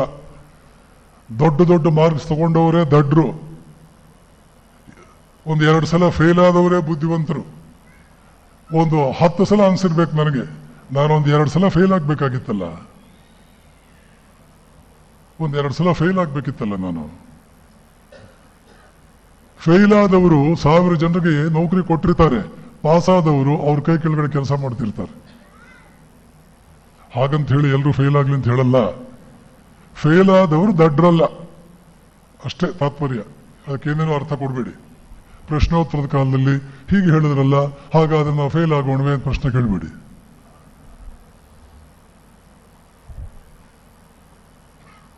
ಮಕ್ಕಳನ್ನ ಸ್ಟಡಿ ಮಾಡಿ. ಇವನ ವೀಕ್ನೆಸ್ ಏನು, ಇವನ ಸ್ಟ್ರೆಂತ್ ಎಲ್ಲಿದೆ. ಆ ಕಡೆ ಟೀಚರ್ಸು ಅಷ್ಟೇ, ಈ ಕಡೆ ತಂದೆ ತಾಯಿಯಂದರು ಅಷ್ಟೇ. 8ನೇ ಕ್ಲಾಸ್ಗೆ ಬರೋವರೆಗೆ ಅವರನ್ನ ದಡ್ಡ ಬುದ್ಧಿವಂತ ಅಂತ ಸರ್ಟಿಫಿಕೇಟ್ ಕೊಡಬೇಡಿ. 10ನೇ ಕ್ಲಾಸ್ವರೆಗೂ ಕೂಡ ಇಂಗ್ಲಿಷ್ ಮೀಡಿಯಂ ಬೇಕಾಗಿಲ್ಲ. ನನ್ನನ್ನು ಕೇಳಿದ್ರೆ 8, 9, 10ರಲ್ಲಿ oxygen combines with hydrogen to give water, ಜಲಜನಕ ಆಮ್ಲಜನಕದೊಡನೆ ಸಂಯೋಗ ಹೊಂದಿ ನೀರನ್ನು ಕೊಡುತ್ತದೆ ಅನ್ನೋದನ್ನ ಇಂಗ್ಲಿಷ್ ಮೀಡಿಯಂನಲ್ಲಿ ಹೀಗೆ ಹೇಳ್ತೀವಪ್ಪ. ಪುನರುತ್ಥಾನ, ರಿನೈಸನ್ಸ್ ಅಂತ ಕರಿತೀವಿ. ಇಷ್ಟೇ ಇಂಗ್ಲಿಷ್ನಲ್ಲಿ ಬರಬೇಕಾದ. ಯಾಕೆ ಗೊತ್ತಾ? ಪ್ರಪಂಚದ ಯಾವ ದೇಶದಲ್ಲೂ ಪ್ರಾರಂಭದ 7-8 ವರ್ಷಗಳ ಶಿಕ್ಷಣ ಮಾತೃಭಾಷೆಯಲ್ಲಿ ಮಾತ್ರವೇ ಇರುತ್ತದೆ. 200 ದೇಶಗಳಿದೆ.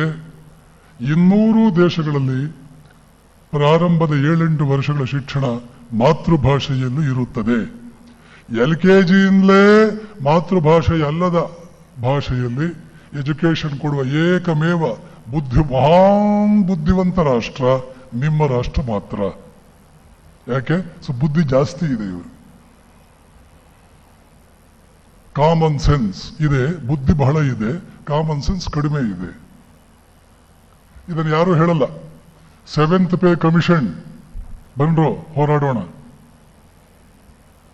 ಸಿಲೆಬಸ್ ಹಾಳು ಮಾಡಿಟ್ಟಿದ್ದೀರಿ ಎಜುಕೇಶನ್ ಡಿಪಾರ್ಟ್ಮೆಂಟ್ನವರೇ. ಈ ಸಿಲೆಬಸ್ ಕರೆಕ್ಟ್ ಮಾಡಿ. ಒಬ್ಬ ಮೇಷ್ಟ್ರು ಬಾಯಿನಲ್ಲಿ ಬಂದಿದ್ದು ಇವತ್ತಿನವರೆಗೆ ನಾನು ನೋಡಲಿಲ್ಲ. ಸಿಲೆಬಸ್ ಸರಿ ಇಲ್ಲ, ಈ ಸಿಲೆಬಸ್ ಅನ್ನು ಕರೆಕ್ಟ್ ಮಾಡಿ. 3ನೇ ಕ್ಲಾಸ್ ಮಕ್ಕಳಿಗೆ ಇಂಡೆಸಿಸ್ ಹೇಳ್ಕೊಡಕ್ಕಾಗಲ್ವಾ?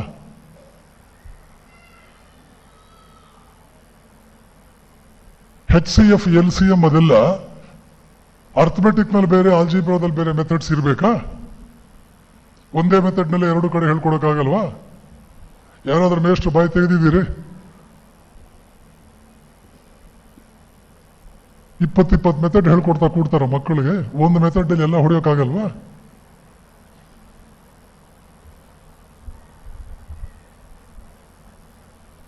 ಇಷ್ಟರ ಮಟ್ಟಿಗೆ ಸಂಬಂಧವಿಲ್ಲೇನೋ ನಮಗೆ ಅಂತಂದ್ರೆ ಹಾಗಾಗ್ಬಿಟ್ರೆ ವೃತ್ತಿಗೆ ನ್ಯಾಯ ಒದಗಿಸಂಗೆ ಆಗುತ್ತಾ?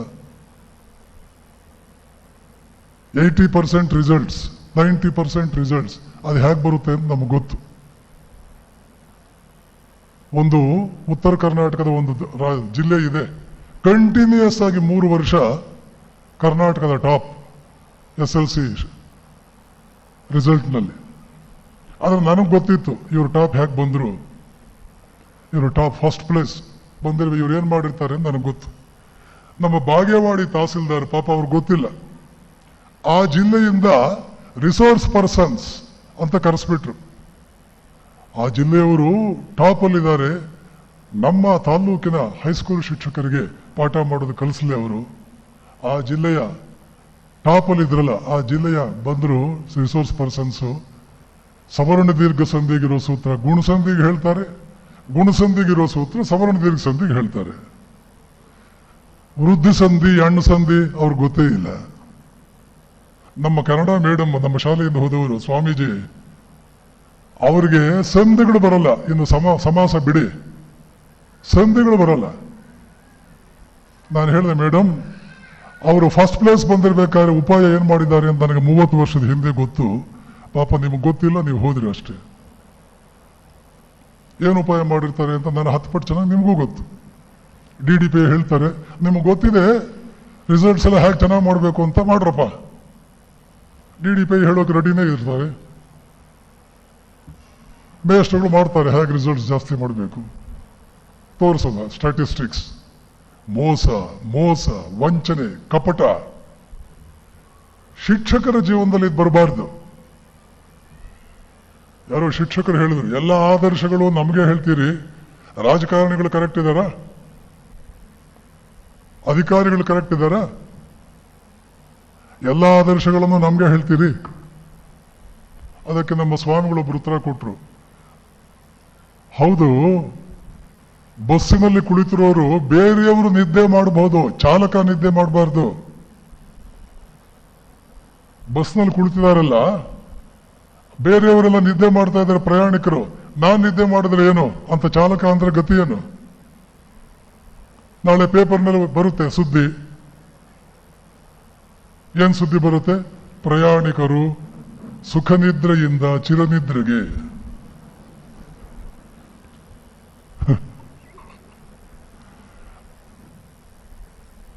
ಕಳಿಸೋದು ಮೇಲ್ಗಡೆ. ಯಾರೇ ಕೆಡಬಹುದು, ಯಾವ ಕ್ಷೇತ್ರವೇ ಕೆಡಬಹುದು, ಶಿಕ್ಷಣ ಕ್ಷೇತ್ರ ಕೆಡಬಾರದು. ಇಂಟ್ರೆಸ್ಟ್ ಇಲ್ಲ ಅಂದ್ರೆ ಬಿಟ್ಬಿಡ್ರಿ, ಬೇರೆ ಕೆಲಸಕ್ಕೆ ಹೋಗ್ರಿ, ಬಿಟ್ಬಿಡ್ರಿ, ಹೋಗ್ರಿ, ಬಹಳ ಪುಣ್ಯ ಬರುತ್ತೆ. ಇಲ್ಲಿ ಇದ್ದುಕೊಂಡು ದ್ರೋಹ ಮಾಡಬೇಡಿ. ಎಲ್ರಿಗೂ ಅನ್ವಯಿಸಲ್ಲ ಇದು. ಯಾರು ಗಿಲ್ಟ್ ನಿಮಗೆ ನಾವು ಹೆಂಗಿದ್ದೀವಿ ನಿಮ್ಗೆ ಗೊತ್ತಾಗುತ್ತೆ. ಪ್ರಾರಂಭವಾಗಬೇಕಾದ್ದೇ ಒಂದು ಕ್ಲೀನಿಂಗ್ ಅನ್ನೋದು ಒಂದು ಶಾಲೆಯಿಂದ, ಮನೆಯಿಂದಲೂ ಕೂಡ ಶಾಲೆಯಿಂದ. ಆ ಕಡೆ ತಂದೆ ತಾಯಂದ್ರಿಗೆ ಹೇಳ್ತೀನಿ, ಮೊದಲನೇ ಮಗುವನ್ನು ಕರೆಕ್ಟ್ ಆಗಿ ಬೆಳೆಸಿ ಸಾಕು. ಒಂದು ಮಗುವನ್ನು ಕರೆಕ್ಟ್ ಆಗಿ ಬೆಳೆಸಿ. ಕುಂತಿ ಧರ್ಮರಾಯನನ್ನಾಗಿ ಮಾಡಿದ್ಲು, ಪಾಂಡವರೆಲ್ಲ ಹಾಗೆ ಆದ್ರು. ಗಾಂಧಾರಿ ದುರ್ಯೋಧನನನ್ನ ಹಾಳಾಗೋದಕ್ಕೆ ಬಿಟ್ಬಿಟ್ಲು, ದುರ್ಯೋಧನ ಹಾಳಾದ, ಕೌರವರೆಲ್ಲ ಅದೇ ಆದ್ರು. ಒಂದು ಮಗುವಿಗೆ ಅಟೆನ್ಷನ್ ಕೊಟ್ರೆ ಸಾಕು, ಮೊದಲನೇ ಮಗು. ಈ ಕಡೆ ಶಿಕ್ಷಕರು ಒಂದು ಬ್ಯಾಚ್, ಫಸ್ಟ್ ಬ್ಯಾಚ್, ಸೆಕೆಂಡ್ ಬ್ಯಾಚ್ನವರು ತಾವಾಗೇ ಕರೆಕ್ಟ್ ಆಗ್ತಾರೆ, ಥರ್ಡ್ ತಾವಾಗೇ ಕರೆಕ್ಟ್, ಸ್ವಲ್ಪ ನೋಡ್ತಾ ಬಂದ್ರೆ ಸಾಕು. ಹೀಗೆ 10 ವಿಷಯಗಳ ಒಂದು ಪ್ರೇರಣೆ ಕೊಟ್ಟಿದ್ದೇನೆ ನಿಮಗೆ, ಒಂದು ಪ್ರಚೋದನೆ, ಪ್ರೇರಣೆ. ಇದರ ಬೇಸಿಸ್ ಮೇಲೆ ವಿಚಾರಗಳನ್ನು ಮಾಡಿ ರಾಷ್ಟ್ರವನ್ನು ಕಟ್ಟುವ ಕಾರ್ಯ ಎಲ್ರಿಗೂ ಸೇರಿದೆ. ಕೇವಲ ಪಾಟೀಲರಿಗೂ ಸೇರಿದ್ದಲ್ಲ, ಕೇವಲ ಮತ್ತಾರಿಗೂ ಸೇರಿದ್ದಲ್ಲ. ಅವರು ಮುಂದಾಳತ್ವ ವಹಿಸಬಹುದು, ಆದರೆ ನಮ್ಮ ಪಾತ್ರ ನಮಗಿದ್ದೇ ಇದೆ. ಎಲ್ಲರೂ ದಯವಿಟ್ಟು ಈ ವಿಷಯದಲ್ಲಿ ಆಸಕ್ತಿ ವಹಿಸೋಣ. ಕಲ್ಯಾಣ ಕರ್ನಾಟಕವನ್ನು ಹಿಂದುಳಿದ ಪ್ರದೇಶ ಅನ್ನೋ ಹಣೆಪಟ್ಟಿಯಿಂದ ಮುಕ್ತಗೊಳಿಸಿ, ಕರ್ನಾಟಕದಲ್ಲಿ ಅತ್ಯಂತ ಮುಂದುವರೆದ ಜಾಗ ಒಂದು ಕಾಲದಲ್ಲಿ ಇತ್ತು. ಕಲ್ಯಾಣಿ ಚಾಲುಕ್ಯರು ವಿಶ್ವವಿಖ್ಯಾತರು. ಚಾಲುಕ್ಯರ ರೋಮ್ ಏನೂ ಅಲ್ಲ. ಇವತ್ತೇನು ಬಸವ ಕಲ್ಯಾಣ ನಗರ ಇದೆ, ಇದರ ಮುಂದೆ ರೋಮ್ ಏನೂ ಅಲ್ಲ. ಹಾಗೆ ಬೆಳೆದಂತ ಊರು. ವಿಜಯನಗರದ ಮುಂದೆ ರೋಮ್ ಏನೂ ಅಲ್ಲ. ಇವೆರಡೂ ಬರೋದು ಉತ್ತರ ಕರ್ನಾಟಕದಲ್ಲೇ. ಎಲ್ಲಿ ಹೋಯ್ತು ಆ ಉತ್ತರ ಕರ್ನಾಟಕ? ಯಾರ ಕಾರಣ? ಅವ್ರ ಕಾರಣ, ಇವ್ರ ಕಾರಣ ಅನ್ನೋದು ಬಿಡಿ. ನಮ್ಮ ಉದ್ಧಾರಕ್ಕೂ ನಾವೇ ಕಾರಣ, ನಮ್ಮ ಅವನತಿಗೂ ನಾವೇ ಕಾರಣ. ನಾವು ನಿದ್ದೆ ಮಾಡ್ತಾ ಇದ್ರೆ ಹೀಗಿರ್ತೀವಿ, ಎದ್ರೆ ಎಲ್ಲ ಸರಿಯಾಗುತ್ತೆ. ಬಹಳ ಶ್ರದ್ಧೆಯಿಂದ ಕೇಳಿದಿರಿ. ಈ ಅವಕಾಶವನ್ನು ಕೊಟ್ಟಂತ ಮಾನ್ಯರಿಗೆ ಕೃತಜ್ಞತೆ ಹೇಳ್ತೇನೆ. ಎಲ್ಲರಿಗೂ ನಮಸ್ಕಾರ. ಜೈ ರಾಮಕೃಷ್ಣ.